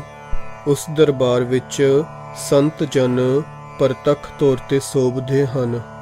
ਨਦਰੀ ਕਰਮ ਪਵੈ ਨੀਸਾਨ। ਅਤੇ ਮਿਹਰ ਦੀ ਨਜ਼ਰ ਕਰਨ ਵਾਲੇ ਅਕਾਲ ਪੁਰਖ ਦੀ ਬਖਸ਼ਿਸ਼ ਨਾਲ ਉਹਨਾਂ ਸੰਤ ਜਿਨ੍ਹਾਂ ਦੇ ਮੱਥੇ ਉੱਤੇ ਵਡਿਆਈ ਦਾ ਨਿਸ਼ਾਨ ਚਮਕ ਪੈਂਦਾ ਹੈ। ਕੱਚ ਪਕਾਈ ਉਥੈ ਪਾਏ। ਇੱਥੇ ਸੰਸਾਰ ਵਿੱਚ ਕਿਸੇ ਦਾ ਵੱਡਾ ਛੋਟਾ ਅਖਵਾਣਾ ਕਿਸੇ ਅਰਥ ਨਹੀਂ। ਇਹਨਾਂ ਦੀ ਕੱਚਿਆਈ ਪਕਿਆਈ ਅਕਾਲ ਪੁਰਖ ਦੇ ਦਰ ਤੇ ਜਾ ਕੇ ਮਾਲੂਮ ਹੁੰਦੀ ਹੈ। ਨਾਨਕ ਗਿਆ ਜਾਪੈ ਜਾਏ। ਹੇ ਨਾਨਕ, ਅਕਾਲ ਪੁਰਖ ਦੇ ਦਰ ਤੇ ਗਿਆ ਹੀ ਸਮਝ ਆਉਂਦੀ ਹੈ ਕਿ ਅਸਲ ਵਿੱਚ ਕੌਣ ਪੱਕਾ ਹੈ ਤੇ ਕੌਣ ਕੱਚਾ। ਧਰਮ ਖੰਡ ਕਾ ਇਹੋ ਧਰਮ। ਧਰਮ ਖੰਡ ਦਾ ਨੀਰਾ ਇਹੀ ਕਰਤੱਵ ਹੈ ਜੋ ਉੱਪਰ ਦੱਸਿਆ ਗਿਆ ਹੈ। ਗਿਆਨ ਖੰਡ ਕਾ ਆਖੋ ਕਰਮ। ਹੁਣ ਗਿਆਨ ਖੰਡ ਦਾ ਕਰਤੱਵ ਵੀ ਸਮਝ ਲਵੋ ਜੋ ਅਗਲੀਆਂ ਤੁਕਾਂ ਵਿੱਚ ਹੈ। ਕੇਤੇ ਪਵਨ ਪਾਣੀ ਵੈਸੰਤਰ, ਕੇਤੇ ਕਾਨ ਮਹੇਸ਼। ਅਕਾਲ ਪੁਰਖ ਦੀ ਰਚਨਾ ਵਿੱਚ ਕਈ ਪ੍ਰਕਾਰ ਦੇ ਪੌਣ ਪਾਣੀ ਤੇ ਅਗਨੀਆਂ ਹਨ, ਕਈ ਕ੍ਰਿਸ਼ਨ ਹਨ ਤੇ ਕਈ ਸ਼ਿਵ ਹਨ। ਕੇਤੇ ਬਰਮੇ ਘਾੜਤ ਘੜੀਐ ਰੂਪ ਰੰਗ ਕੇ ਵੇਸ। ਕਈ ਬ੍ਰਹਮੇ ਪੈਦਾ ਕੀਤੇ ਜਾ ਰਹੇ ਹਨ, ਜਿਨ੍ਹਾਂ ਦੇ ਕਈ ਰੂਪ ਕਈ ਰੰਗ ਤੇ ਕਈ ਵੇਸ ਹਨ। ਕੇਤੀਆ ਕਰਮ ਭੂਮੀ ਮੇਰ ਕੇਤੇ, ਕੇਤੇ ਧੂ ਉਪਦੇਸ਼। ਅਕਾਲ ਪੁਰਖ ਦੇ ਕੁਦਰਤ ਵਿੱਚ ਬੇਅੰਤ ਧਰਤੀਆਂ ਹਨ, ਬੇਅੰਤ ਮੇਰੂ ਪਰਬਤ, ਬੇਅੰਤ ਧੂ ਭਗਤ ਤੇ ਉਹਨਾਂ ਦੇ ਉਪਦੇਸ਼ ਹਨ। ਕੇਤੇ ਇੰਦ ਚੰਦ ਸੂਰ, ਕੇਤੇ ਕੇਤੇ ਮੰਡਲ ਦੇਸ। ਬੇਅੰਤ ਇੰਦਰ ਦੇਵਤੇ ਚੰਦਰਮਾ, ਬੇਅੰਤ ਸੂਰਜ ਅਤੇ ਬੇਅੰਤ ਭਵਨ ਚੱਕਰ ਹਨ। ਕੇਤੇ ਸਿੱਧ ਬੁੱਧ ਨਾਥ, ਕੇਤੇ ਕੇਤੇ ਦੇਵੀ ਵੇਸ। ਬੇਅੰਤ ਸਿੱਧ ਹਨ, ਬੇਅੰਤ ਬੁੱਧ ਅਵਤਾਰ ਹਨ, ਬੇਅੰਤ ਨਾਥ ਹਨ ਅਤੇ ਬੇਅੰਤ ਦੇਵੀਆਂ ਦੇ ਪਹਿਰਾਵੇ ਹਨ।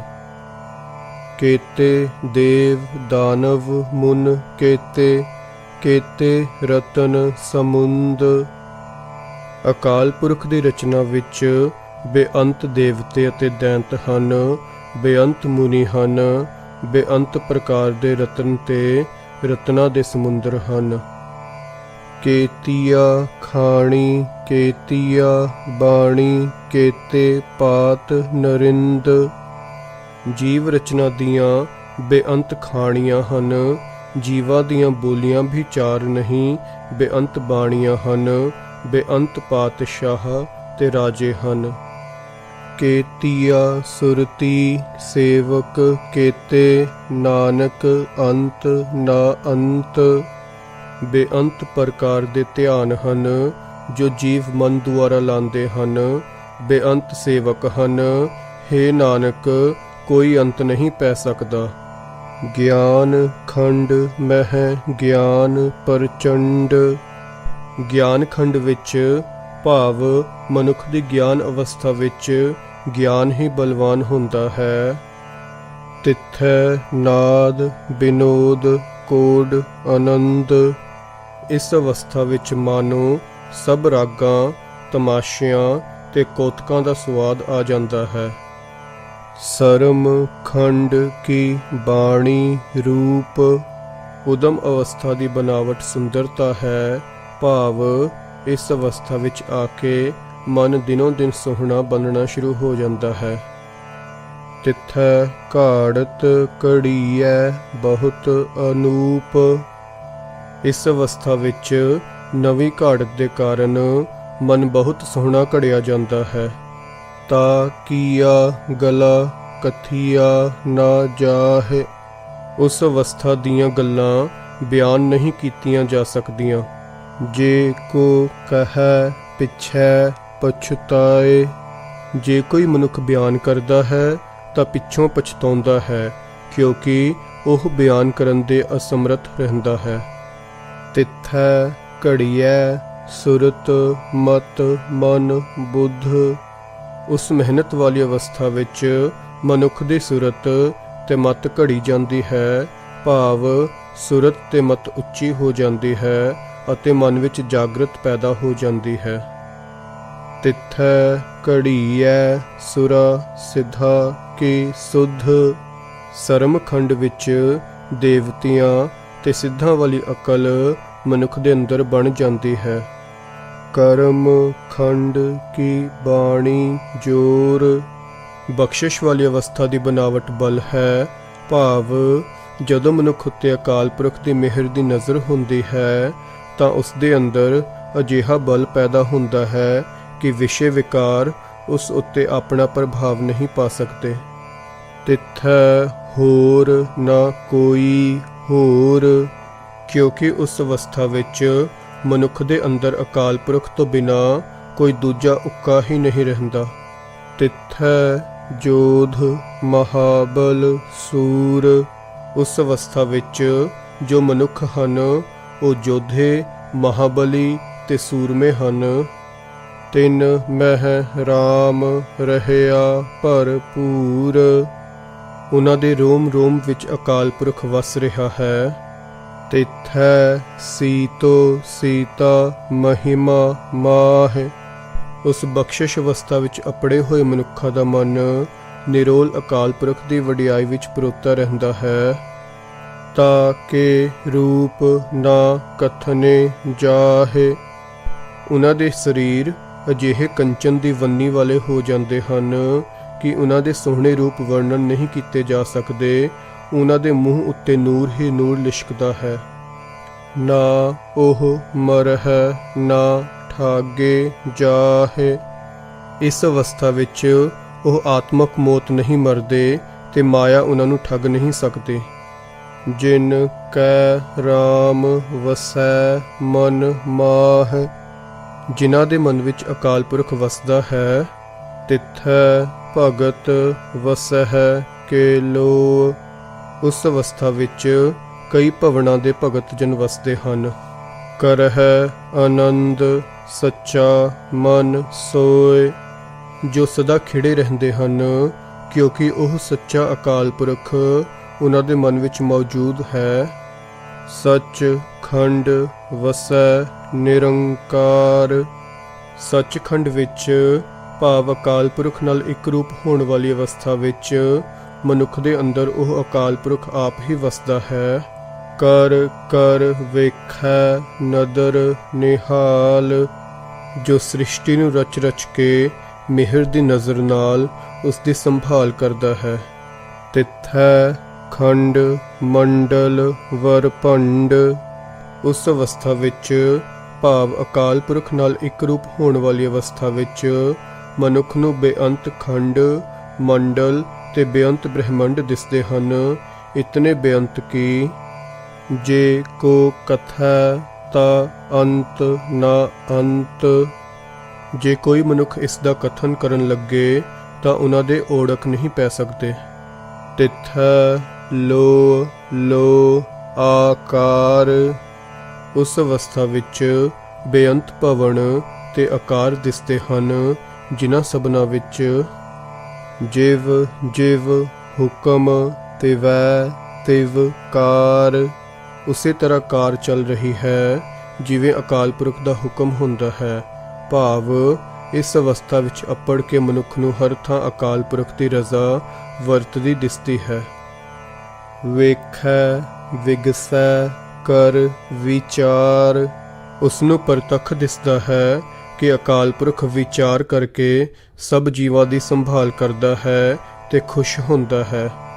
ਨਾਨਕ ਕਥਨਾ ਕਰੜਾ ਸਾਰ। ਹੇ ਨਾਨਕ, ਇਸ ਅਵਸਥਾ ਦਾ ਕਥਨ ਕਰਨਾ ਬਹੁਤ ਹੀ ਔਖਾ ਹੈ। ਭਾਵ ਇਹ ਅਵਸਥਾ ਬਿਆਨ ਨਹੀਂ ਹੋ ਸਕਦੀ, ਅਨੁਭਵ ਹੀ ਕੀਤੀ ਜਾ ਸਕਦੀ ਹੈ। ਜਤ ਪਹਾਰਾ ਧੀਰਜ ਸੁਨਿਆਰ। ਜੇ ਜਤ ਰੂਪ ਦੁਕਾਨ ਹੋਵੇ, ਧੀਰਜ ਸੁਨਿਆਰਾ ਬਣੇ। ਅਹਰਣ ਮਤ ਵੇਦ ਹਥਿਆਰ। ਮਨੁੱਖ ਦੀ ਆਪਣੀ ਮਤ ਅਹਰਣ ਹੋਵੇ, ਉਸ ਮਤ ਅਹਰਣ ਉੱਤੇ ਗਿਆਨ ਹਥੌੜਾ ਵੱਜੇ। ਭਉ ਖਲਾ ਅਗਨ ਤਪ ਤਾਉ। ਜੇ ਅਕਾਲ ਪੁਰਖ ਦਾ ਡਰ ਧੌਂਕਣੀ ਹੋਵੇ, ਘਾਲ ਕਮਾਈ ਅੱਗ ਹੋਵੇ। ਭਾਂਡਾ ਭਾਉ ਅੰਮ੍ਰਿਤ ਤਿਤ ਢਾਲ। ਪ੍ਰੇਮ ਕੁਠਾਲੀ ਹੋਵੇ ਤਾਂ ਉਸ ਕੁਠਾਲੇ ਵਿੱਚ ਅਕਾਲ ਪੁਰਖ ਦਾ ਅੰਮ੍ਰਿਤ ਨਾਮ ਗਲਾਵੋ। ਕੜੀਐ ਸ਼ਬਦ ਸੱਚੀ ਟਕਸਾਲ। ਕਿਉਂਕਿ ਇਹੋ ਜਿਹੀ ਹੀ ਸੱਚੀ ਟਕਸਾਲ ਵਿੱਚ ਗੁਰੂ ਦਾ ਸ਼ਬਦ ਘੜਿਆ ਜਾਂਦਾ ਹੈ। ਜਿਨ ਕਉ ਨਦਰ ਕਰਮ ਤਿਨ ਕਾਰ। ਇਹ ਕਾਰ ਉਹਨਾਂ ਮਨੁੱਖਾਂ ਦੀ ਹੈ ਜਿਨ੍ਹਾਂ ਉੱਤੇ ਮਿਹਰ ਦੀ ਨਜ਼ਰ ਹੁੰਦੀ ਹੈ। ਨਾਨਕ ਨਦਰੀ ਨਦਰ ਨਿਹਾਲ। ਜਿਨ੍ਹਾਂ ਉੱਤੇ ਬਖਸ਼ਿਸ਼ ਹੁੰਦੀ ਹੈ। ਹੇ ਨਾਨਕ, ਉਹ ਮਨੁੱਖ ਅਕਾਲ ਪੁਰਖ ਦੀ ਕਿਰਪਾ ਦ੍ਰਿਸ਼ਟੀ ਨਾਲ ਨਿਹਾਲ ਹੋ ਜਾਂਦਾ ਹੈ। ਸਲੋਕ ਸਲੋਕ। ਪਵਨ ਗੁਰੂ ਪਾਣੀ ਪਿਤਾ ਮਾਤਾ ਧਰਤ ਮਹਤ। ਪ੍ਰਾਣ ਸਰੀਰਾਂ ਲਈ ਇਉਂ ਹਨ ਜਿਵੇਂ ਗੁਰੂ ਜੀਵਾਂ ਦੇ ਆਤਮਾ ਲਈ ਹੈ। ਪਾਣੀ ਸਭ ਜੀਵਾਂ ਦਾ ਪਿਓ ਹੈ ਅਤੇ ਧਰਤੀ ਸਭ ਦੀ ਵੱਡੀ ਮਾਂ ਹੈ। ਦਿਵਸ ਰਾਤ ਦੁਇ ਦਾਈ ਦਾਇਆ ਖੇਲੈ ਸਗਲ ਜਗਤ। ਦਿਨ ਅਤੇ ਰਾਤ ਦੋਵੇਂ ਖਿਡਾਵਾ ਤੇ ਖਿਡਾਵੀ ਹਨ। ਸਾਰਾ ਸੰਸਾਰ ਖੇਡ ਰਿਹਾ ਹੈ। ਭਾਵ ਸੰਸਾਰ ਦੇ ਸਾਰੇ ਜੀਵ ਰਾਤ ਨੂੰ ਸੌਣ ਵਿੱਚ ਅਤੇ ਦਿਨੇ ਕਾਰ ਵਿਹਾਰ ਵਿੱਚ ਪਰਚੇ ਪਏ ਹਨ। ਚੰਗਿਆਈਆ ਬੁਰਿਆਈਆ ਵਾਚੈ ਧਰਮ ਹਦੂਰ। ਧਰਮਰਾਜ ਅਕਾਲ ਪੁਰਖ ਦੀ ਹਜ਼ੂਰੀ ਵਿੱਚ ਜੀਵਾਂ ਦੇ ਕੀਤੇ ਹੋਏ ਚੰਗੇ ਅਤੇ ਮੰਦੇ ਕਰਮ ਵਿਚਾਰਦਾ ਹੈ। ਕਰਮੀ ਆਪੋ ਆਪਣੀ ਕੇ ਨੇੜੈ ਕੇ ਦੂਰ। ਆਪੋ ਆਪਣੇ ਇਨ੍ਹਾਂ ਕੀਤੇ ਹੋਏ ਕਰਮਾਂ ਦੇ ਅਨੁਸਾਰ ਕਈ ਜੀਵ ਅਕਾਲ ਪੁਰਖ ਦੇ ਨੇੜੇ ਹੋ ਜਾਂਦੇ ਹਨ ਅਤੇ ਅਕਾਲ ਪੁਰਖ ਤੋਂ ਦੂਰ ਹੋ ਜਾਂਦੇ ਹਨ। ਜਿਨੀ ਨਾਮ ਧਿਆਇਆ ਗਏ ਮਸਕਤ ਕਾਲ। ਹੇ ਨਾਨਕ, ਜਿਨ੍ਹਾਂ ਮਨੁੱਖਾਂ ਨੇ ਅਕਾਲ ਪੁਰਖ ਦਾ ਨਾਮ ਸਿਮਰਿਆ ਹੈ ਉਹ ਆਪਣੀ ਮਿਹਨਤ ਸਫਲੀ ਕਰ ਗਏ ਹਨ। ਨਾਨਕ ਤੇ ਮੁਖ ਉਜਲੇ ਕੀਤੀ ਛੁੱਟੀ ਨਾਲ। ਅਕਾਲ ਪੁਰਖ ਦੇ ਦਰ ਤੇ ਉਹ ਉਜਲ ਮੁਖ ਵਾਲੇ ਹਨ ਅਤੇ ਹੋਰ ਵੀ ਕਈ ਜੀਵ ਉਹਨਾਂ ਦੀ ਸੰਗਤ ਵਿੱਚ ਰਹਿ ਕੇ ਕੂੜ ਦੀ ਪਾਲ ਢਾਹ ਕੇ ਮਾਇਆ ਦੇ ਬੰਧਨਾਂ ਤੋਂ ਆਜ਼ਾਦ ਹੋ ਗਏ ਹਨ।